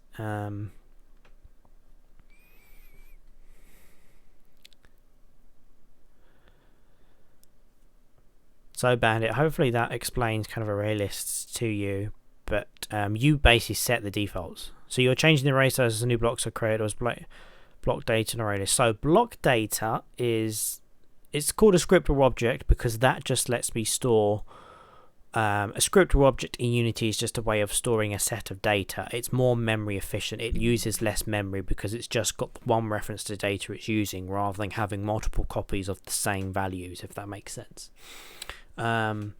But this is just an ordinary class, so I've got a prefab and name. So if I come into blocks here, I can create a new farm game. So this is a menu I've created in Unity called block, and then I can type whatever I want to call it. Let's say I wanted to call it stone. Then I can just give it a name here called stone, and then I would give it a prefab. Let's just give it the ground one for now. And what farm is doing here, this is my world generation, because I thought array length couldn't be changed when created, whereas array lists can be changed. Yeah, so I mean Unity is doing this slightly, because this is Unity, we're able to handle it slightly differently. But you are right, yes, array, well, you can. So the way arrays work, if you define a size of an array to begin with, so let's say I did block types equals new block data array of that, this would mean this array, I mean Unity makes it easy in terms of interface, but the code is still the same as you know, actual code at any other kind of platform. So this would basically define a new array with a size of 2. It's fixed to 2. It can never go bigger than 2. But if I just specify nothing, it's infinite. Really, well, I mean, it's technically not infinite because you'll eventually use up RAM and then it'll crash. But this means I can have any number of stuff I want in it. Array have inside or array initializer, yeah. So in this case, because I can't just do new with nothing, and if I've already declared it here, meaning it doesn't have a fixed size. But if I wanted a fixed size, that's where I determine it there. It can only ever be that size. Here, because I've got nothing in Unity, I'm then setting the size in here. So it is still setting the size, but Unity is doing it in the interface. But in actual code, not giving it a default value won't give it a fixed size. You can just keep adding to it. I don't know why, but code is so satisfying to look at. Yeah, I usually watch coding streams because I just like watching people type code and just seeing what they do. It doesn't really matter what they're coding. I just like watching code. I like the satisfying types of the keyboards as well. I don't know if you can hear my keyboard that much, but I used to a few years ago. I'm a big lover of mechanical keyboards, but I've still got it. I just don't use it now. But I had a Cherry keyboard with blue switches in, and which is the loudest you can get because they're really clicky, and I really like that clicky noise, and that was great. So satisfying hearing a clicky keyboard. And then when I got my new gaming machine, I just decided to get a new keyboard. I got the Corsair. This is the RGB Strafe, so it's RGB. It's a mechanical, but it's got the brown switches, which is like a hybrid between the blue and reds. So they're quieter than blues. They're not silent. They're quiet switches, but they've still got kind of the feel of kind of a blue or red. You've been watching Brackies, yeah. Brackies is good. It is very satisfying. But yeah, so speaking of code, let's get back to code, shall we? So what I wanted to do now is we've got the water level working on our dirt block. So now let's link this up to our material. So if we have a look on the property of our material we want to change, sorry if I knock the mic again. So let's actually add in our dirt block to the scene. So the material itself,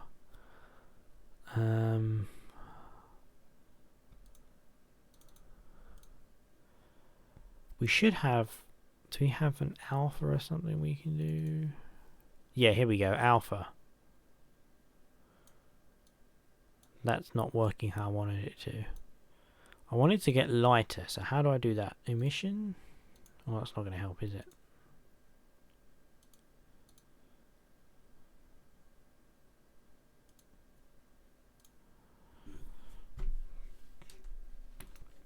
reset that. Ah, now it appears in game.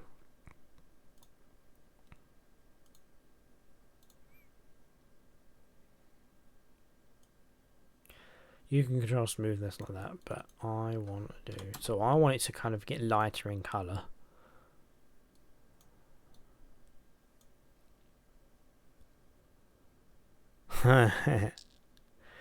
Yeah, I think developers and mechanical keyboards have got a very close relationship. I'm sure they could go on for a long time about mechanical keyboards.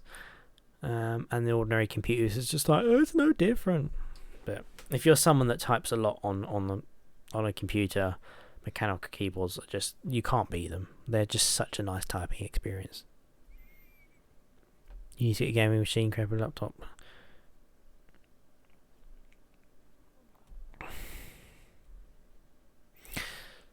Yeah, it can take a while to save up for a gaming machine. I understand that. The one I've got now is 3 years old now, just over 3 years old. But I build it myself. I build computers as well. I build and repair computers.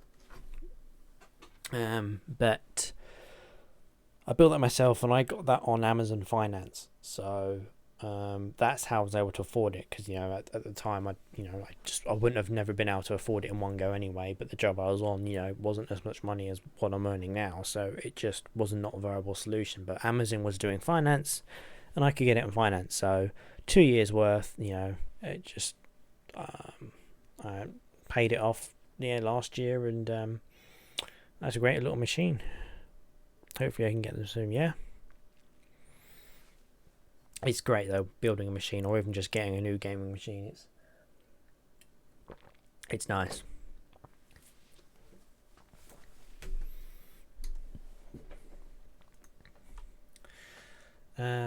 So what I'm trying to figure out now is, how do I get this rendering mode fade? Ooh. I've just got a cool idea. So this isn't not what I want, but this is the effect I'm going for. So let's have a look at so that's 100. We could just link it directly to the alpha. We want to map it really, but let's link it directly to that for now. So we want to do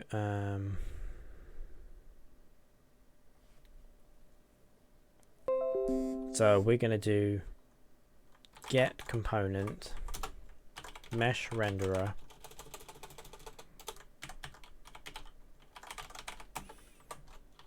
dot material dot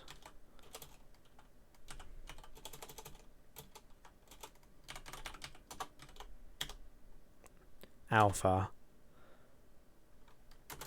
I'm going to do water level divided by 100, because it's 0 between 0 and 1.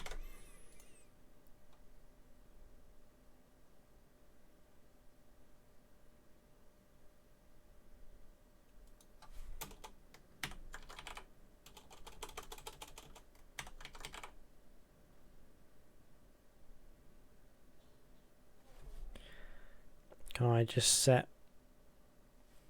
string name? Is there any? I'm saving up PC invisible dirt. Yeah, you'll see the kind of effect I'm going for though. So if I do a Unity material set alpha,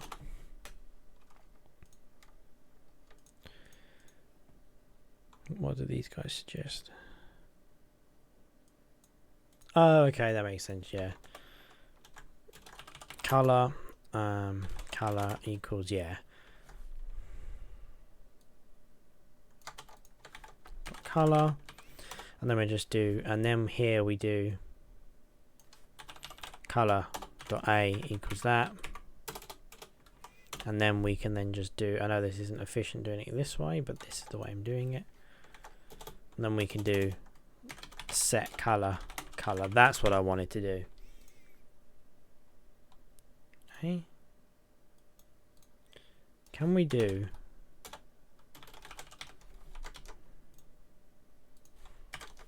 we can just do that. So as the water drains, they should start coming out. Yeah, look at that. Oh, that's weird. You can see inside it. Oh, that's really weird. But can you see what I'm going for? I've covered up chat now. Bunch of Zelda tile sets. As soon as I engine, I can probably rig them to work for Unity. Yeah, Unity's got this is something Unity never used to have, but now they've actually got a built-in tile map and tile engine. So if you can separate those out into individual graphics, if they might have already come like that, you can just chuck those into Unity, and you can use Unity's tile map system to build a world using that. And you can do procedural. They have a procedural terrain tile map tutorial, Unity themselves. If you just Google, Unity tile world generation, something like that, it should come up. But they also have an actual editor where you can go in and you can click on the squares to add the tiles in. So that would be pretty cool. That's actually looking really cool. Yeah, but you can see what I'm going for. So as the dirt loses water level, what it's going to do is it's going to fade out. So I'll play that again. But what I want to do is, rather than make it, because we don't want it invisible, we still want the dirt to be on the screen, is I want to fade the textures out. So, I mean, because what I'm going to do is I can probably do it with, if I use an actual proper graphic, oh no, I don't know, is if I used a graphic, can I, like, tint the colour of that? I can, can't I? And then I can just fade that tint. Because instead of fade the alpha channel, can't you fade hex? Yes, I can. So the trouble is which. So let's try that now then. So let's go and have a look. So let's get our dirt block back and let's reset that because it wants to do that. And let's apply that to the prefab so it doesn't actually do that. Cool. Why is that? No. 0.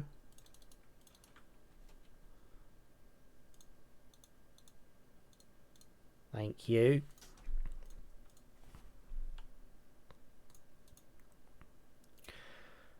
And if we go back to our material, so at the moment we're using alpha. I guess I could decrease that. I mean, I don't want that. I want to... I've lost what it was now. That.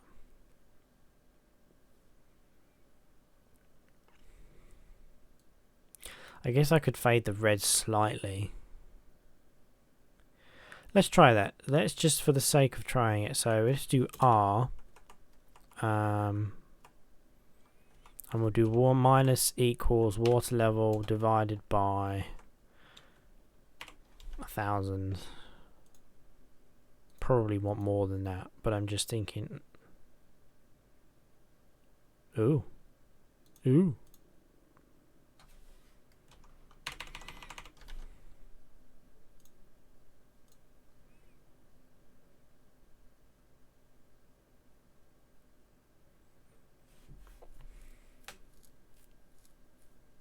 And actually, to be fair, this may actually work in our favour.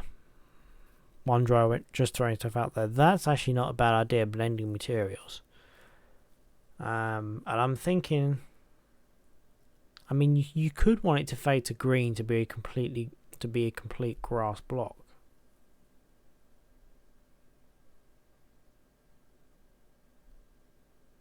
But then you wouldn't want the dirt to just turn to grass, would you? That doesn't make any sense. Why would, if it's out of water, it wouldn't make sense for it to go to grass. It just needs to be a faded dirt, doesn't it? So let's set that up then. Let's do our material blending. So let's get rid of that for now. See, this is why I'm streaming, because it's just, and that's why I love having this little community, because it's just, I'm just getting these ideas that I would never have thought of myself, or it would have taken a long time to me think about it. So thanks for the suggestion, guys. Really appreciate that. That makes perfect sense to do that. So dirt, and this one is going to be called, let's duplicate this.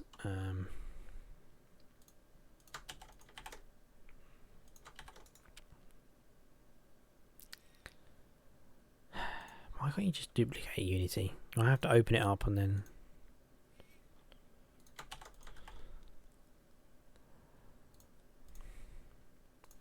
dirt, and we're going to rename this to called dirt dry.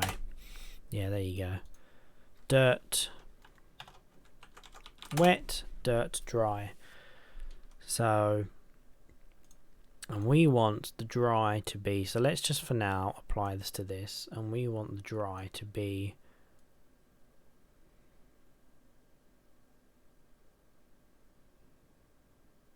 we still want it to be kind of a brownish colour, but maybe something like that. There we go.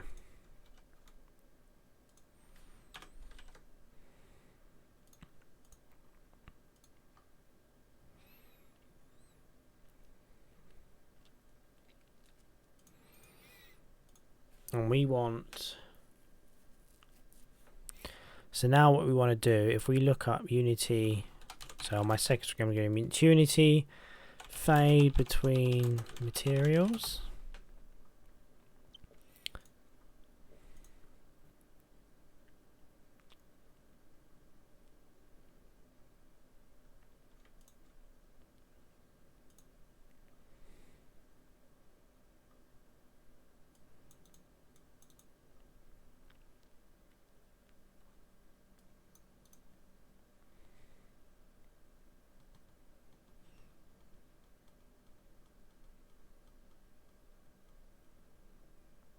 Use between two textures. I want to shade it. I want that.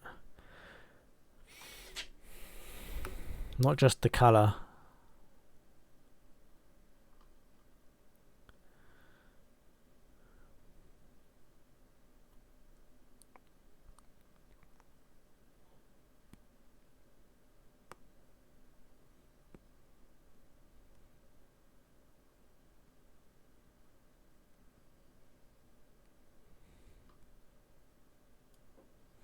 Apparently you can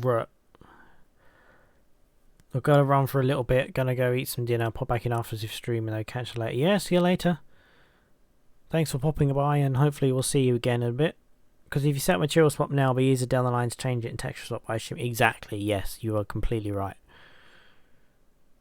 So there's material.lerp. So we want to do, in this case, let's just do public material wet texture. Public material dry texture. What you want to do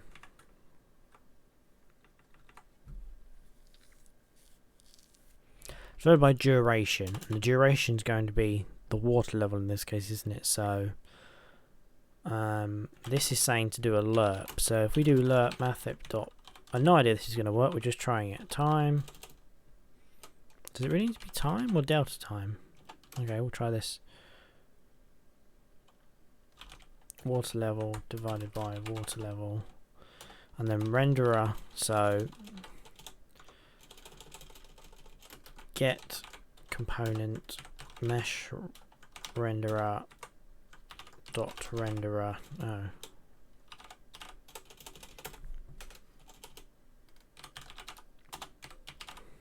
Dot lerp, and then wet texture to dry texture lerp. See if this works.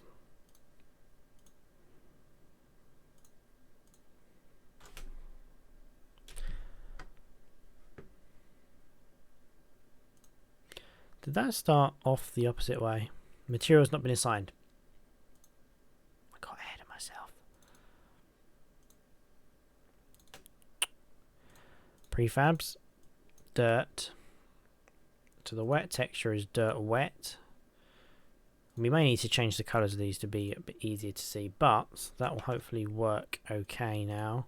And then we just apply that, rid of that, and hopefully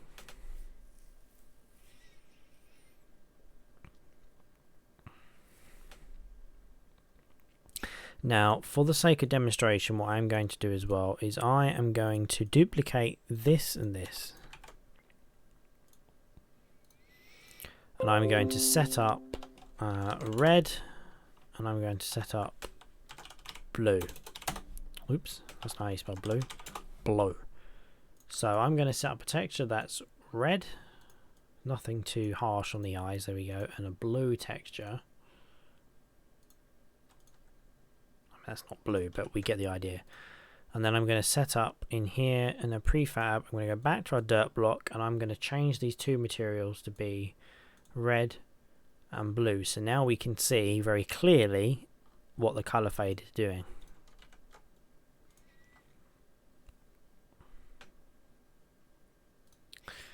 And I didn't apply it to the prefab.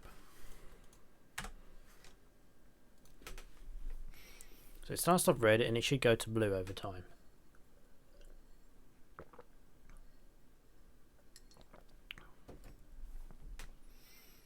That is going blue.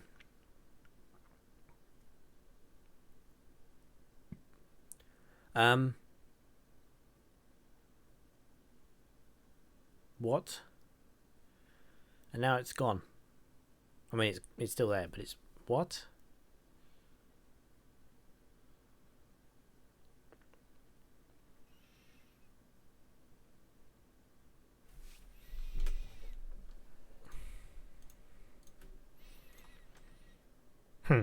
Okay. Progress.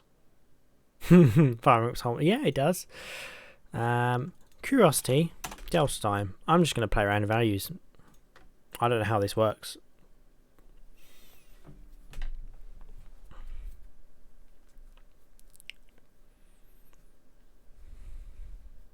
I'm guessing because water level gets to 0, so that's when it's doing the vision by 0 and it's causing it to just freak out.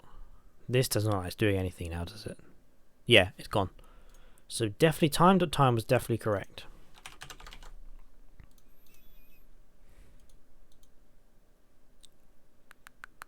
What if we... What is the command for commenting?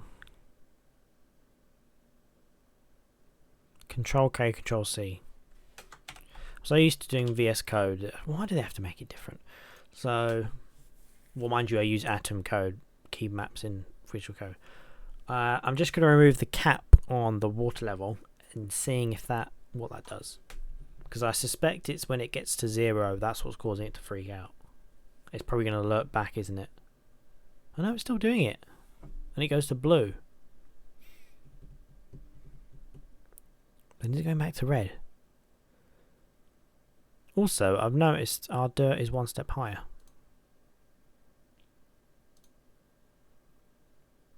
Which is kind of cool, but it's not what I want.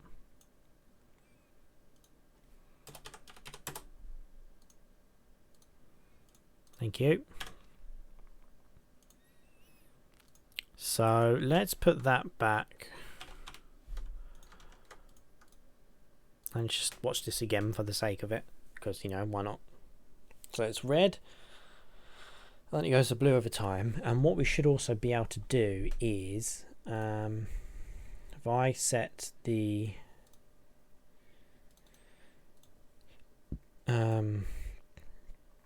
prefabs and go here and set hydration rate to, say, I don't know, 20, it should decrease very very rapidly.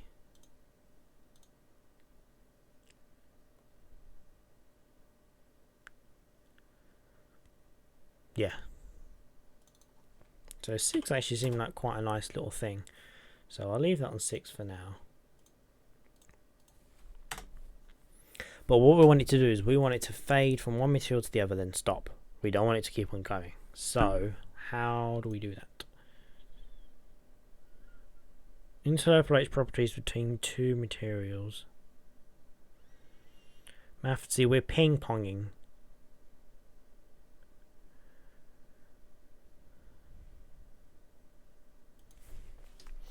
Out of curiosity, what does water level do?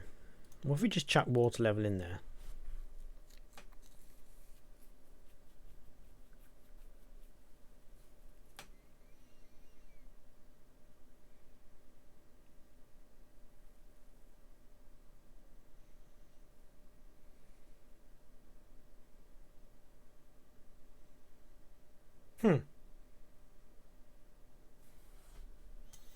Weird how that kind of just suddenly worked.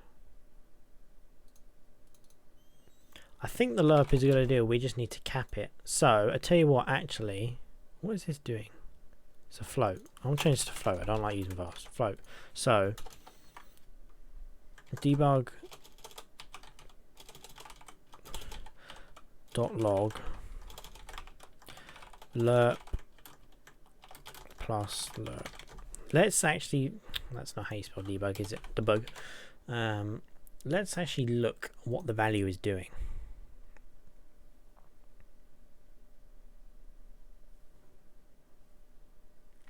So it's increasing up, increasing. And we'll have a look what happens when it gets to blue, what it's actually doing. So it got to blue, and now it's back again, because it's, yeah. So it got to about 0.5, I think. Let's have another look at that.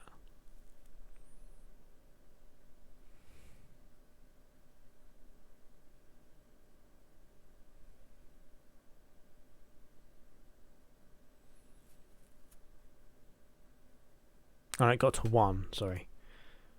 So that, all that is, it's just float t.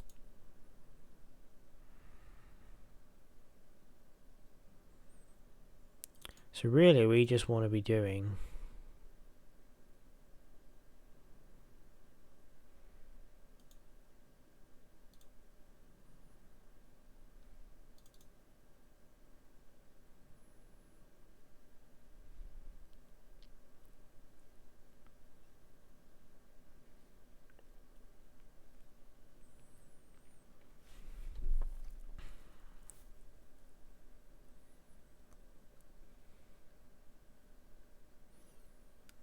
we just need to be increasing this very slowly, don't we? But we still want it linked to water level because we need to have it based on the hydration rate, don't we? And we need to have it based on, yeah, the water level.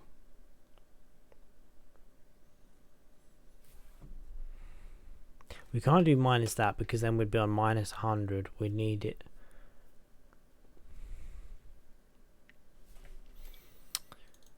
Minus water level plus 100.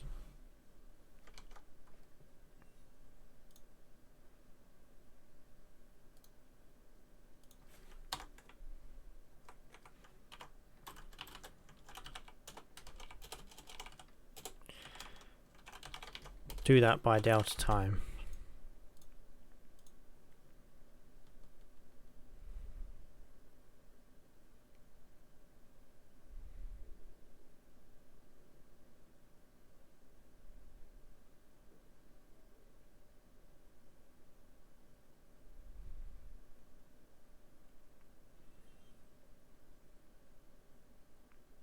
That looks like it worked to me. Because then it's going to get to 0, isn't it?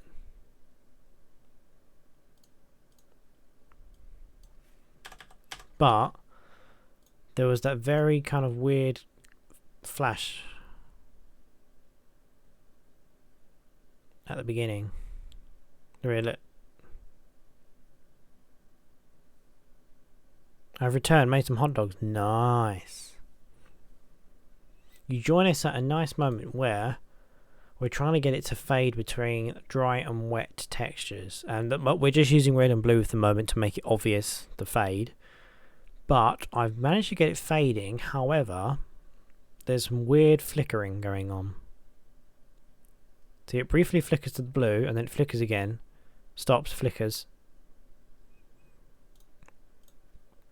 What about just doing it by time? Does that produce a small... Does that... No. No, because time is fixed. That was one. Minus water level, which is minus 100 plus 100, which is 0. Minus 99, which is 99 plus 100.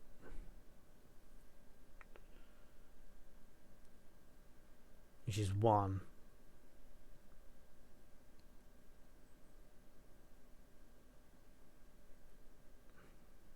Is that what the issue is? Because if you take water levels 100, invert that, which is minus 100 plus 100, which is going to be equal to 0. Yep. We take 99, so minus 99 plus 100, that's going to give us 1. We want to go from 0 to 1. So perhaps that's what the flickering is coming from. So maybe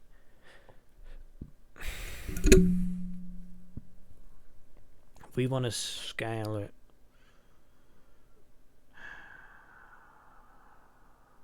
plus 100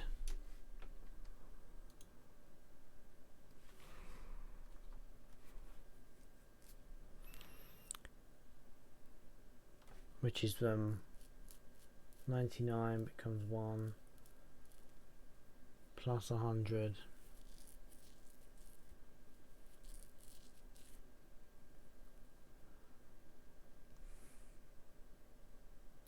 divide that by 100, you get 0.1.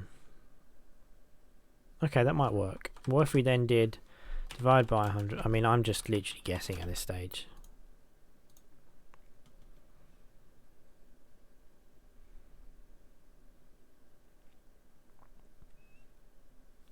Have we done it?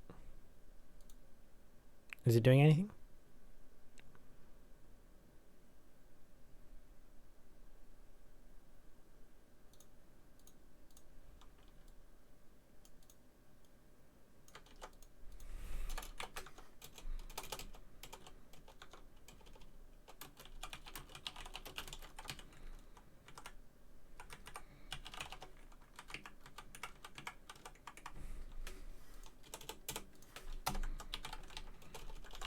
Debug.log lerp 2. Let's see what our number's doing, because we've got no idea what this value even is.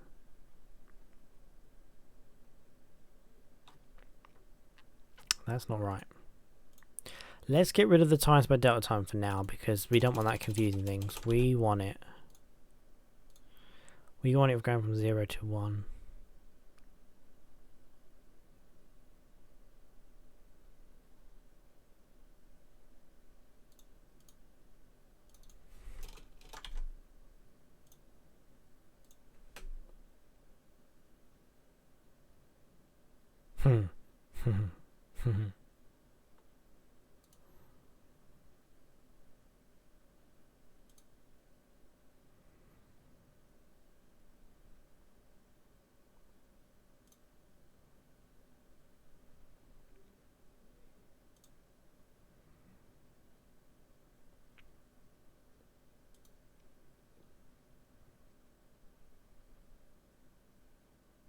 We want to tie it to water level. We don't want to have a variable for just doing... Or do we? It'd be nice to tie it to water level, because it means we can just adjust water level as we please. It's still, I do want it to be linked to water level. Guessing is half the fun. Yeah, exactly. So we need it to go from 0 to 1 to do the fade. So the ping pong worked, but then it carried on kind of going. So we want it to scale from, because we've got 100 to 0, which we need to map that from 0 to 1. I mean, we could do it from 1. Divide it by 100 would give us 1 to 0, but we still need to convert that, wouldn't we?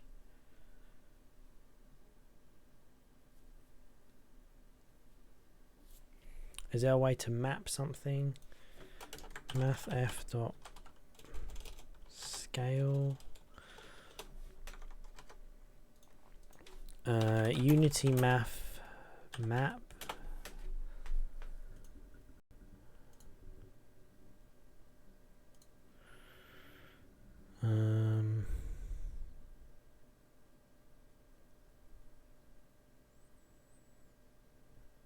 inverse lerp mathep dot lerp.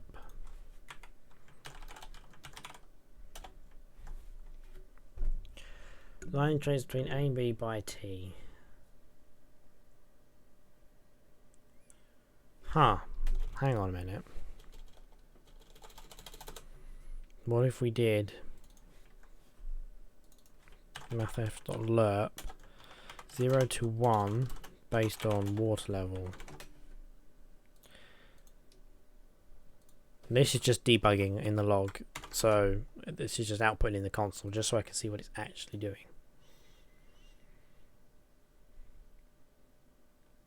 Great. Not what I wanted. What's the inverse lerp?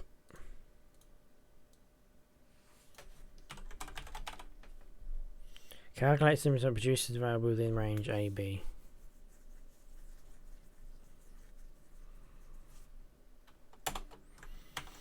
So 0 to 1 based on water level.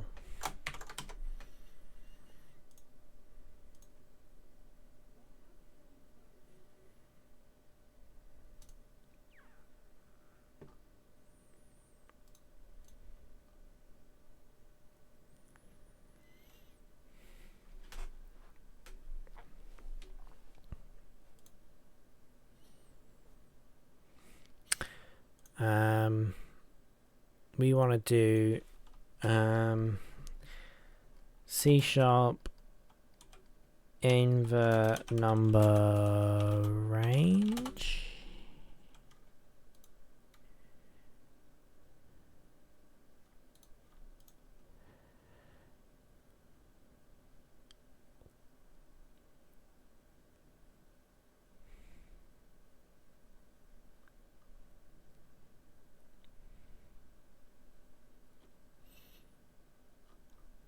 I don't know about maths to remember doing this.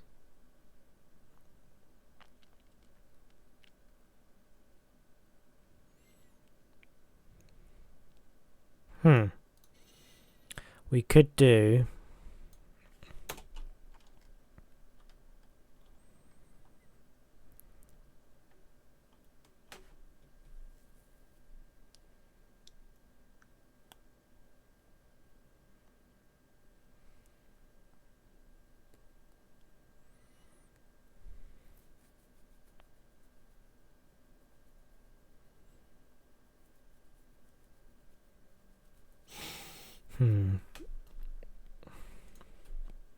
to get on my computer or to not get on my computer. I don't want to get out of bed, but I want to get some work on my game.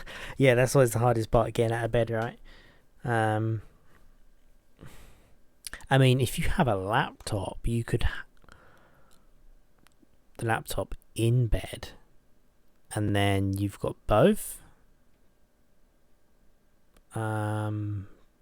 That's like heaven, is it not? Maybe. Could you do that? You can get out of bed, grab the laptop, get back in bed, and now you're in bed, and you can still watch me because, you know, why would you not want to? See, that's saying 1 minus value, which is fine, but I need to... I'm going from 100 to 0. I need to go from 0 to 1. So I need to invert it, but go the other way, which is what's confusing me. So let's think about this logically.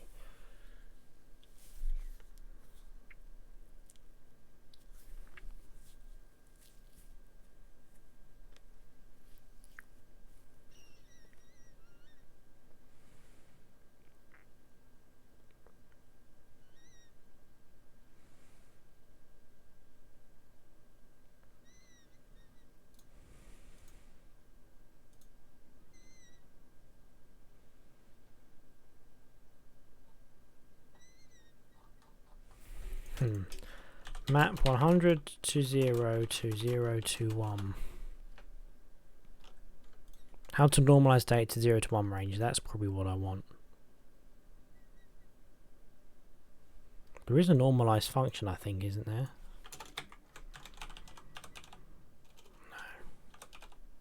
No, I was wrong.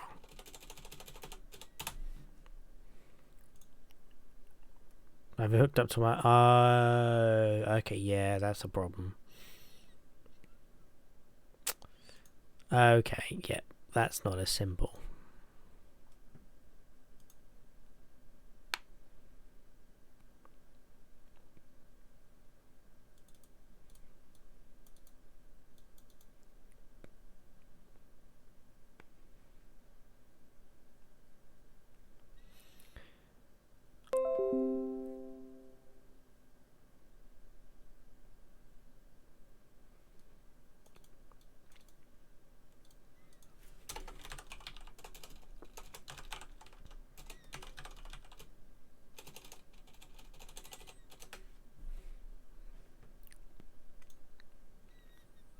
Hmm?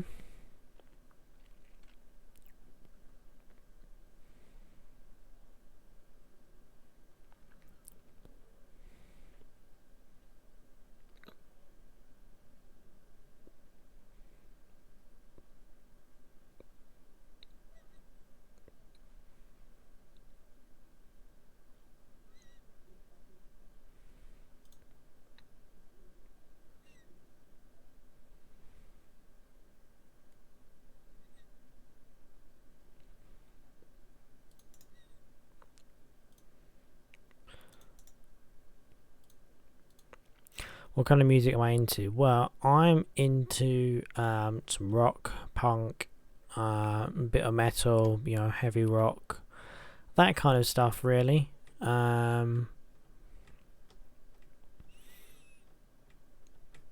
that's got, you know, instruments in that just sound awesome, pretty much. So that sort of stuff is what I'm mostly like.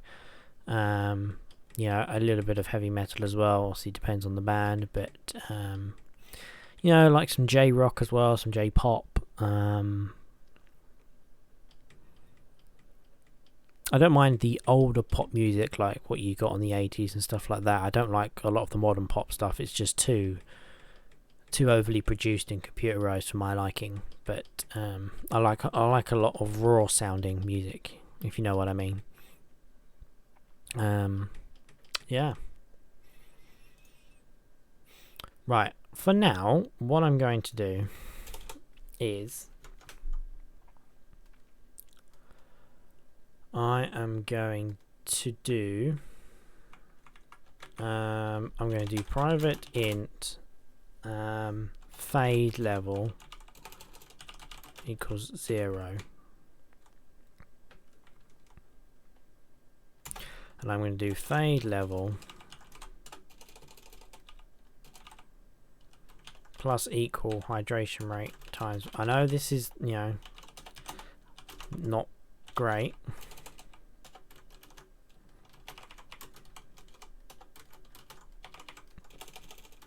Equals 100, and then in theory it's just fade level, right?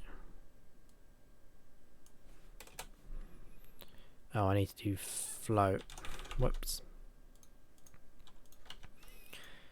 Now, I'd want it timed to what level, but we can come back to that. I will do some Googling off screen, I think. Huge metalhead, but I've got a soft spot punk. Nice, nice. Yeah, I do like some electronic music. It still has to feel raw, and I like kind of sort of simple stuff. I don't like stuff that's overly produced, where I mean, like, it's just had tons of effects on it and it's been quantized a lot, and it just doesn't feel real anymore, you know. It just feels like a computer's made it, you know.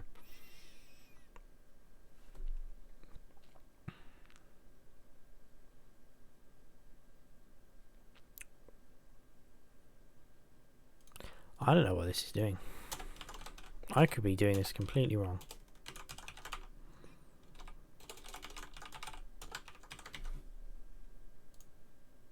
I don't even know how this lerp thing works. I mean,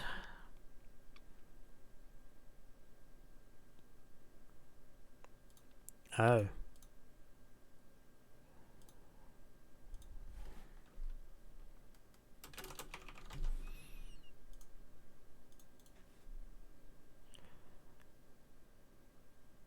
Huh. No, it should be divided by 10, shouldn't it?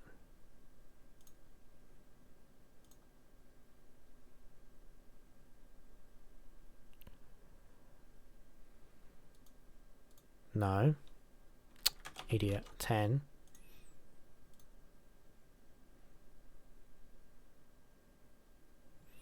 See, that's too quick. That's too quick compared to the water level.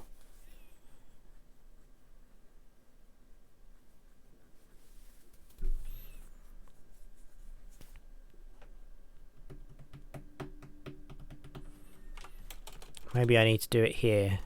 Divided by 10.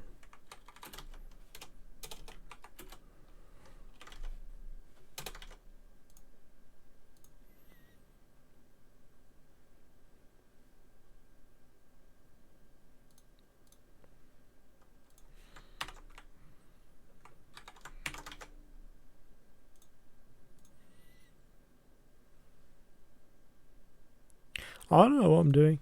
Have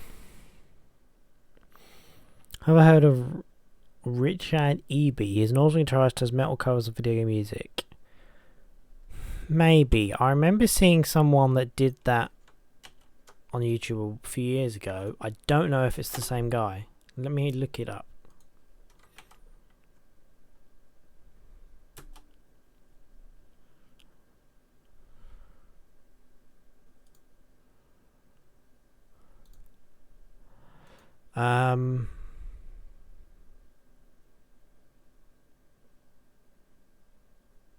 Possibly. I know I've definitely seen someone do metal covers of video game music before. I also have no idea if it was this guy because it was quite a few years ago. But maybe. If not him specifically, I've heard of, you know, people that do that sort of stuff. So, maybe.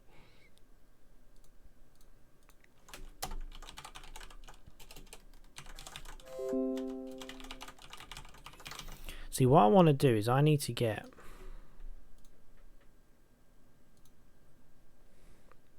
See how quickly that is going.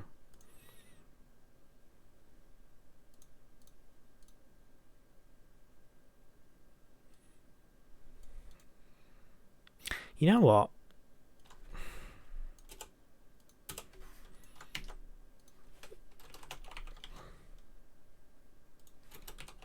Why don't I just do it there?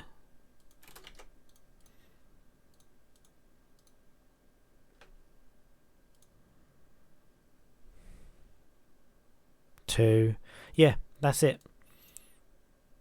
I was just being an idiot, so that needs to be done. Oops. And that needs to be if fade level is greater than 1. That's what I wanted to do.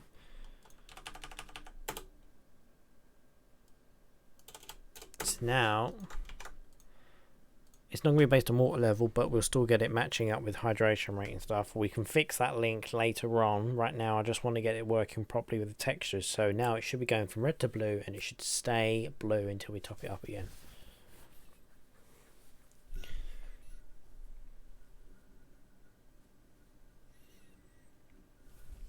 Sweet.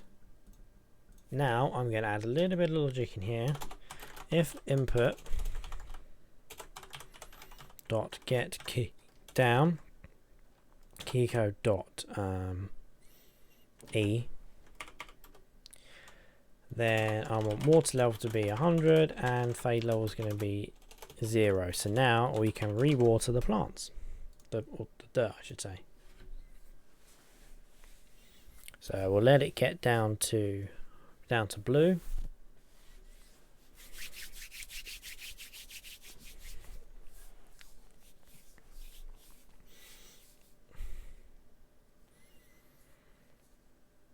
Finally stops, and then we'll press E, and it's watered again, and it will just keep on doing that. Sweet. So now, whoops. Let's bring our dirtbot black back. Wet is going to be wet. Now, obviously, it would start off dry and would make it get wet, but we can add that into the gameplay later on. The point is we've got the system to do both. We've got the system to change the colours. That's what I wanted.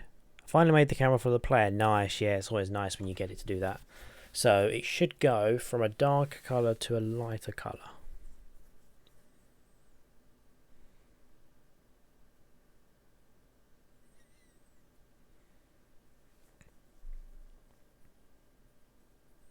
There we go. And actually what I want to do is I want hydration rate. Let's do this. Hydration rate is going to be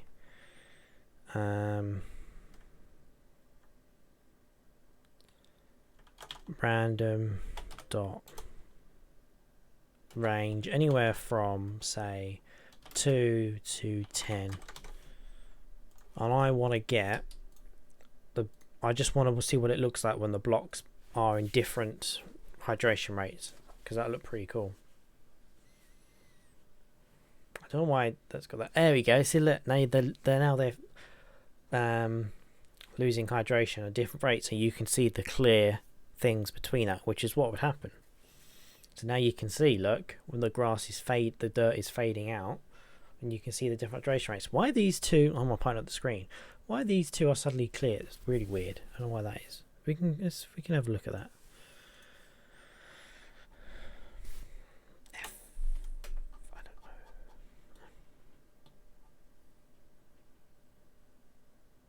I heard a noise outside. It sounded like there was someone outside, but there shouldn't be. What's going on there then?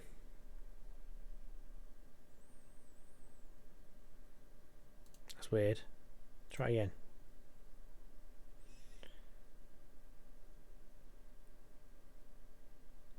Weird.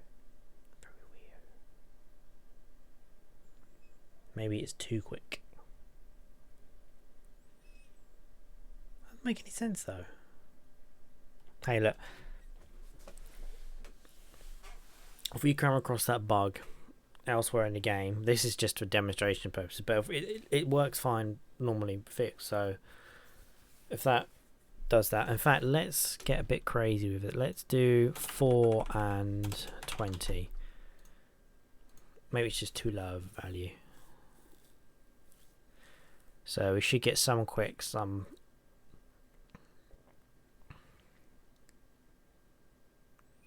There you go. So that now works. So we can get rid of that. Max water 100.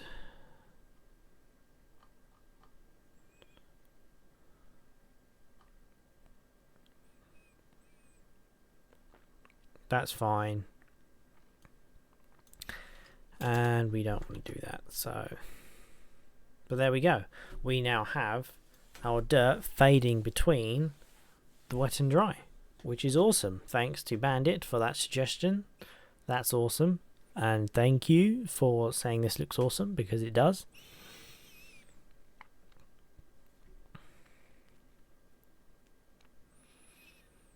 So now what I think the next thing I want to work on is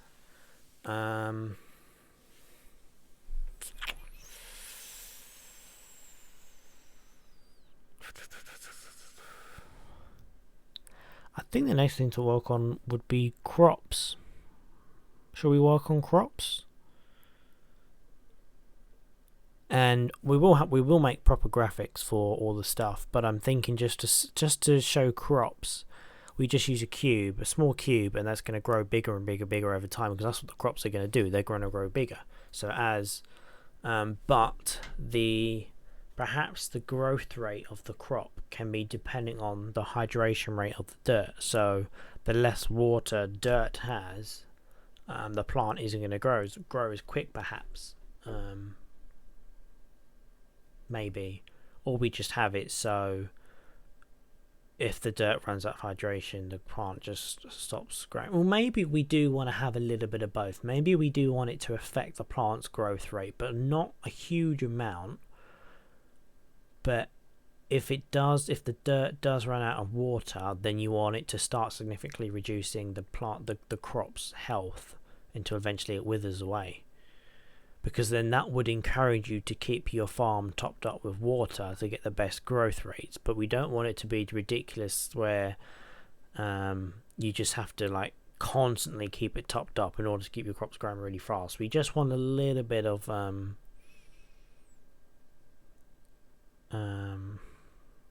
I guess efficiency rates, or whatever you want to call it. So I think I'm going to work on the crops next. I think. So now we've got the block, we've got that. Let's work on our crops. So let's do so let's set up our new script called crop, and again this will have some base logic that we can derive into other crops. So let's do a crop here. So we want to start with two values. We want to start with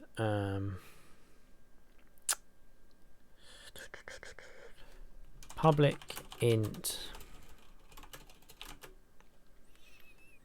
max growth, which we'll just do 100 for simple things, but public int growth level equals, no, just be 0, because that's what we want it to do. We need to do an int. We want float actually.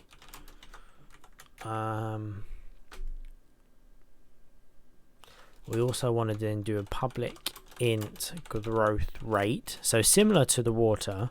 Again, we'll set that to something ridiculous like 10 for the minute. I've got no idea.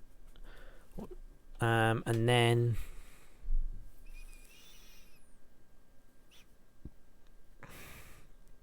yeah, because we're gonna have the crops start small and they get bigger. That's what we want to do anyway, don't we? So, and then we also need public game object crop prefab. Cool. So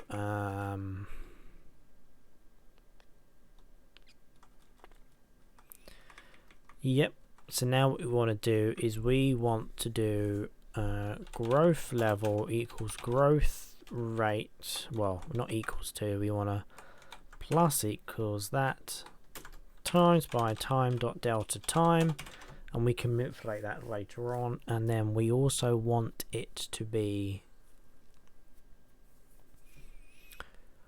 the growth level is going to be the size, isn't it? So we can scale that to 0 or 1. So now what we want to do is we want the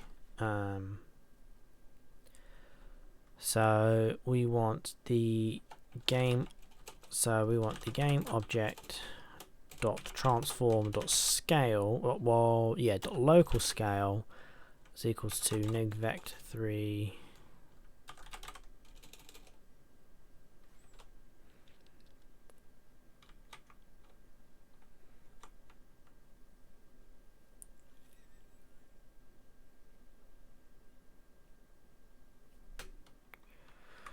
vector 3 1 1 1 times by growth rate growth level divided by 100.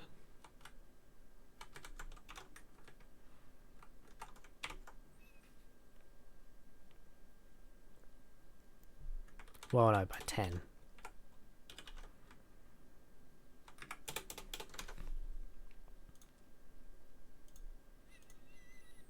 And then let's get our little crop in the scene. So we'll do a cube. We're going to call this crop. We're going to do a material, and we're just going to make a yellow material. So we'll just call it yellow. And it was all yellow. Right. Yeah, I apologise for singing Coldplay. No one deserves to hear that. There we go. We want to assign that to our crop, and well, we want the max, because we want to have a max scale, don't we? Really?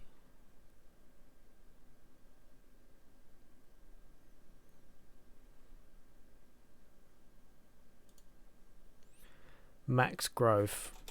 Let's call it 75 for now, because if growth level is greater than max growth, yeah, this is what we want. We want growth level to be max growth. We want to limit that anyway, but let's say max growth will be 75% for now, which will equate to the scale of crop, won't it? So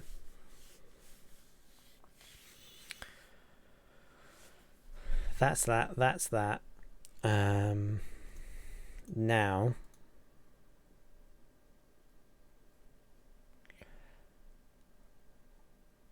let's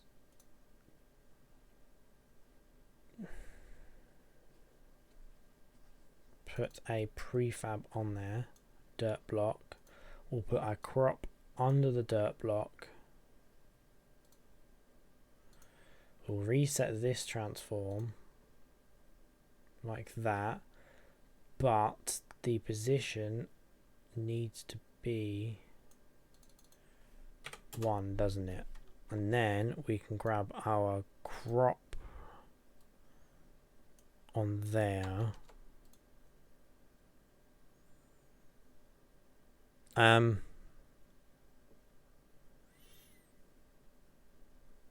Still contemplating going to this week. Wow.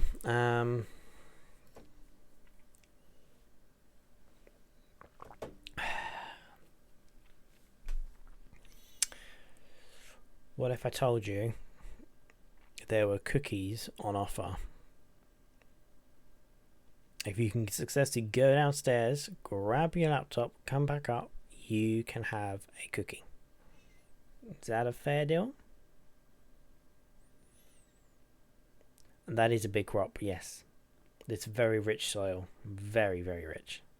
Highly nutritious.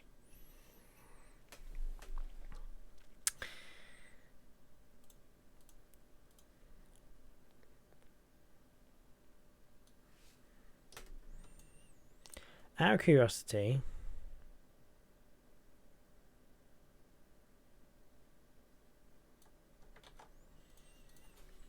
crop vector 3 crop scale equals that. I want to debug.log crops. I think I can do that. I want a cookie going.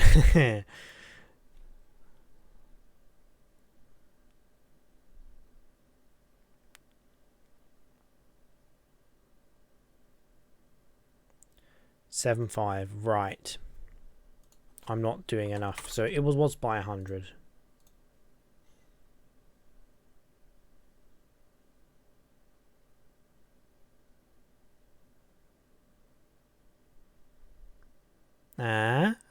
Yeah, you see, you've made it to the basement. Dun dun dun dun dun dun dun dun dun dun dun dun dun dun dun.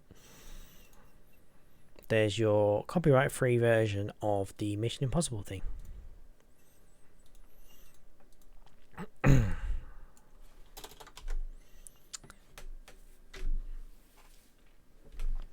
Huh.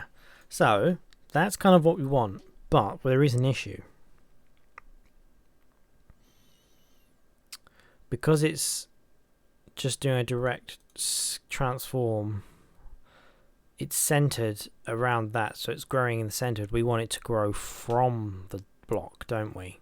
Which means, in fact, can you actually see when that goes? No, you can't. It's instant. So now we need to modify. Can you scale it based on the point, or no? Because scale is from the center, isn't it? Well, no, it's the position, isn't it? We want to keep the position. The position of the crop is 1. But we want it to be...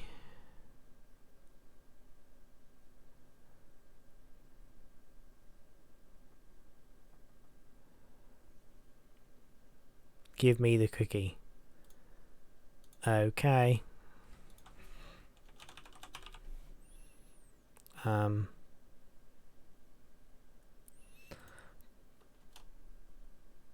You can have 2. And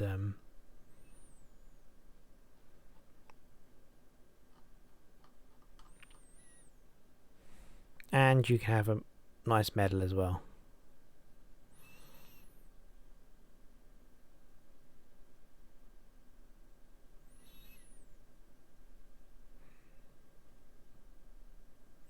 You're very welcome. So, back to this. Let's say we have 0.5, okay? 0.5, yeah. 0.5. We need to adjust this to be 0.5? 0.75?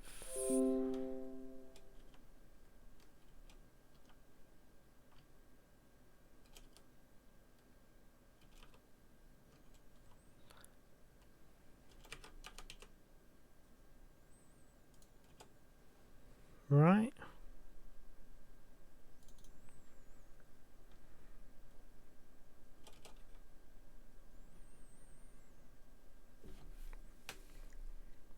So it needs to be, that would be 0.75, which, so then you would have 1 minus half of that, which if it was, say, 60 or 0.6, half of that would be 3, so that would then be 0.7, wouldn't it? And if you did then 70, which would be 35, which would then be minus that, minus half of 35, so half of 35 is 35 by 2, which is 17.5, so you would minus 17 from that, which is like 83 something. Yeah? Gonna try this, get into Unity. Dad, just download that link to the past tiles that you're Unity now. Awesome. Yeah, it'd be really nice to see what you can do with the tile sets actually. So that's, I mean, this doesn't matter because it's going to be affected by code anyway, but whoops. And we do need to do it based on the blocks, but we can fix that afterwards. I want to get the scaling positioning working first. So we've got that. And now what we want to do is we need to adjust the position as it grows as well. So we need the position to be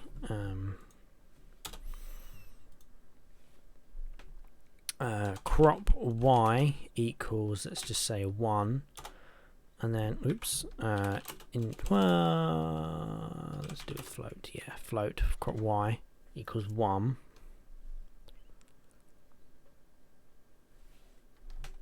And then we want to minus half of the current scale, don't we? So we want to do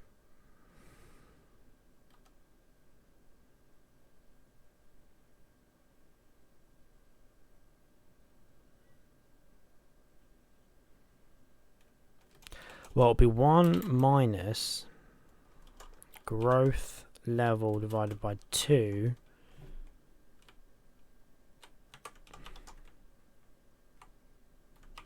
divided by 100, right?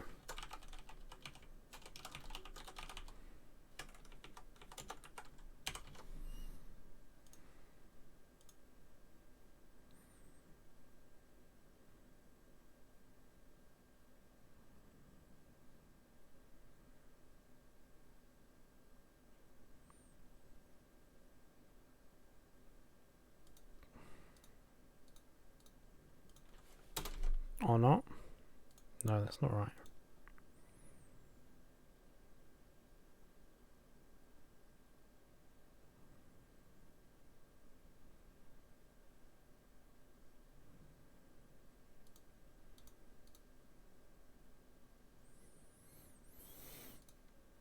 It's 1 minus half of the new scale. 1 minus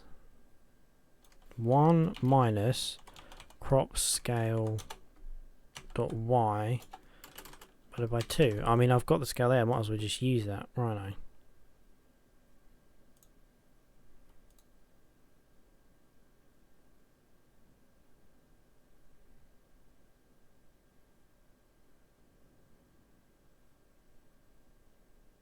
no, but that's constantly.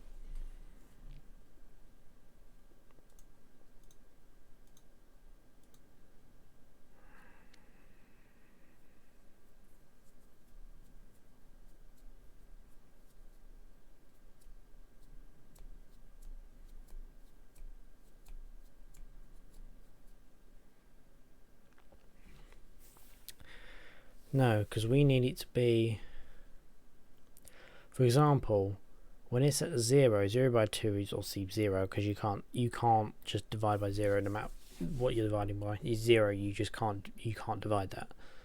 So that's going to be 0, isn't it? So 1 minus 0 is 1. So that's going to be a position of 1, which is not right. But then when it's crop scale is going to be, say, 0.2,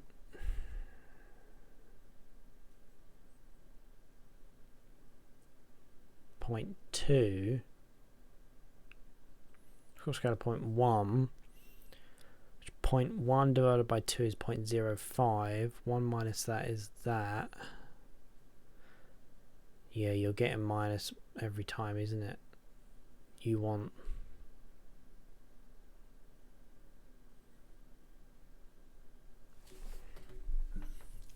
That's, yeah.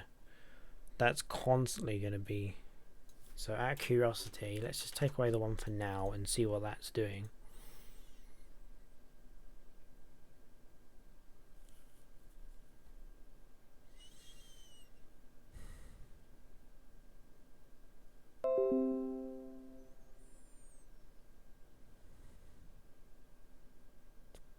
See, that's constantly going.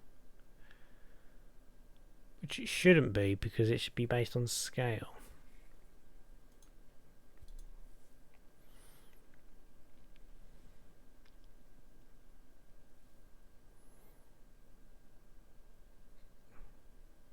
Nice. Nice and simple stove. That's nice. Seems like you can have some great fun with different tiles on that site then. What is that site by chance that you're using? Can you chuck a link in chat and I can... That might be quite useful for me for when I'm doing stuff. Or just have a play around or just see what there is.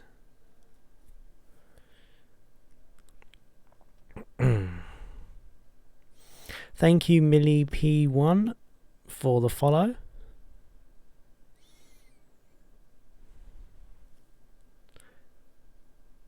I will have stream alerts set up for next time, which I'll probably be doing another stream tomorrow.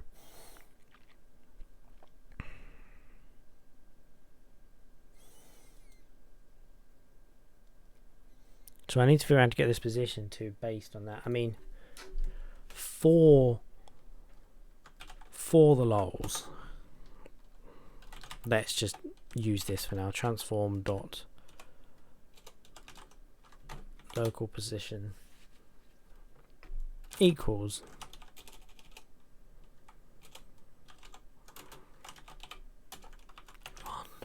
crop y 1. See what this does.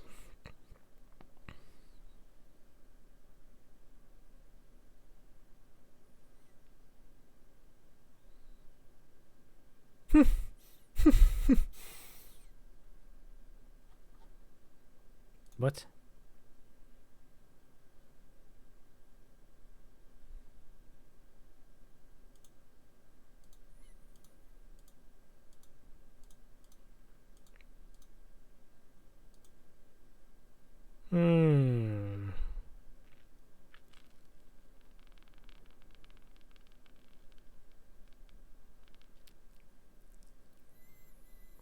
Well, actually, what if we did 1 minus...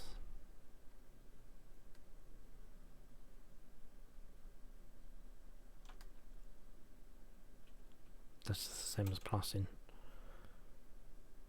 Scale divided by 2, we want that to be minus...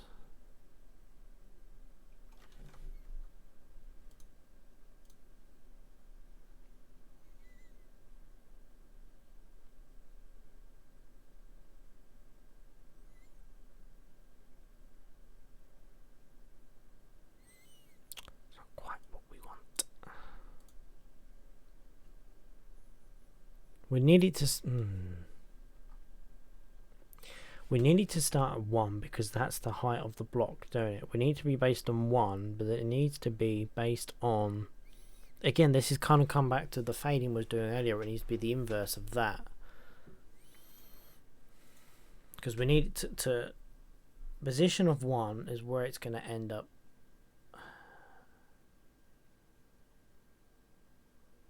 Fully. Or would it?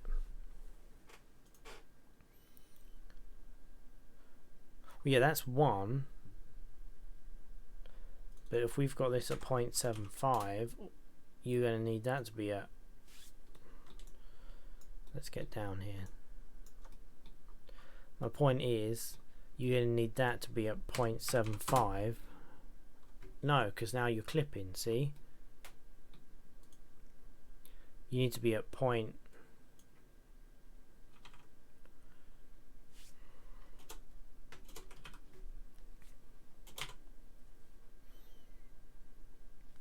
0.75 plus half of the difference.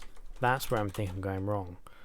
Because minus, so yeah, 0.25 divided by 2, you're looking at 1.25 plus 0.75, you're looking at 0.875. If I do 0.875, that's correct. So it's half of the difference, isn't it? So it's half of the difference. Cheers for that link, by the way. I've bookmarked that.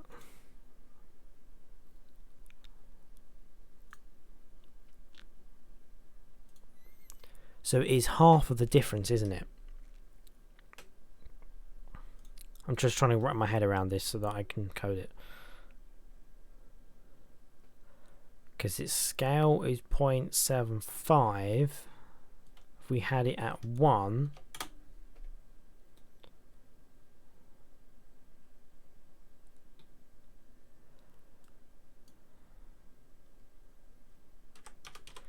.75 is going to work. If we had it at 0.5, it would work, wouldn't it?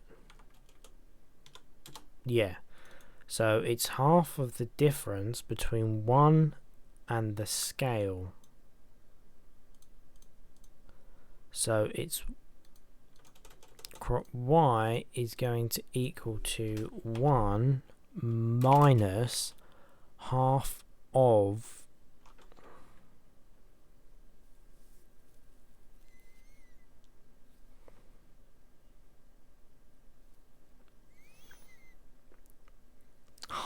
of the difference between 1 minus that divided by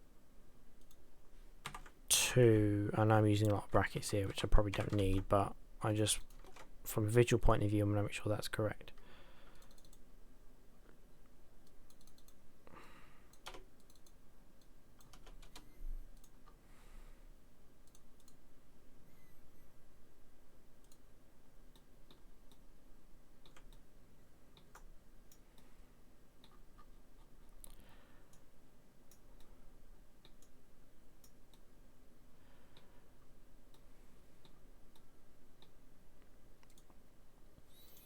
For the moment,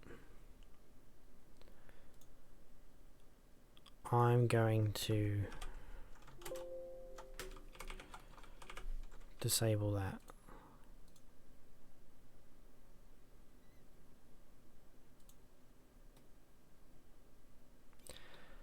That's local position. We don't want local position though, do we? We want just position.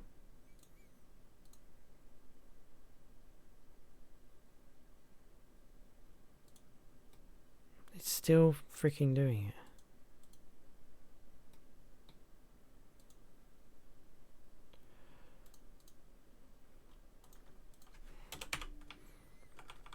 Because I'm an idiot and doing that. World position. No, it is local position. I was just being an idiot and doing the wrong values there.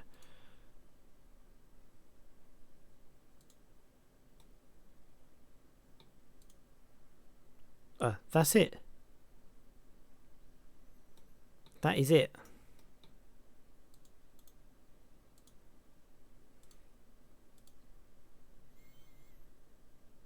Now it's growing out of that. There we go. Trying to make tile set a unity. I don't know if I can do it here. Oh yeah. Yeah, so you go create 2D object tile map. And then from there you have to split up your tile map. So you basically oh, it's a metric tile map, that's cool. So with your graphic you have to specify that it's a tile in the type. When you click on the here in the inspector over here, it will probably give you, you can change what type of image it is, and I think you have to do tiles, and then from there you can do something. I've never actually used the type. Oh, here you go, component tile map. Oh, Yeah, I'm not too sure. I've never actually used it myself. But that is correct. That's what we want. We want it, but obviously we want it to be based on the current block's position rather than us just hard coding it. But that is what we wanted to do. That was my point, was trying to get that across.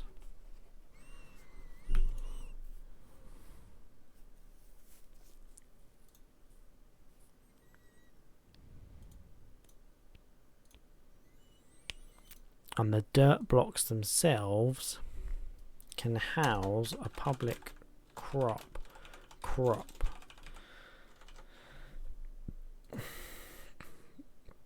which is going to be equal to null.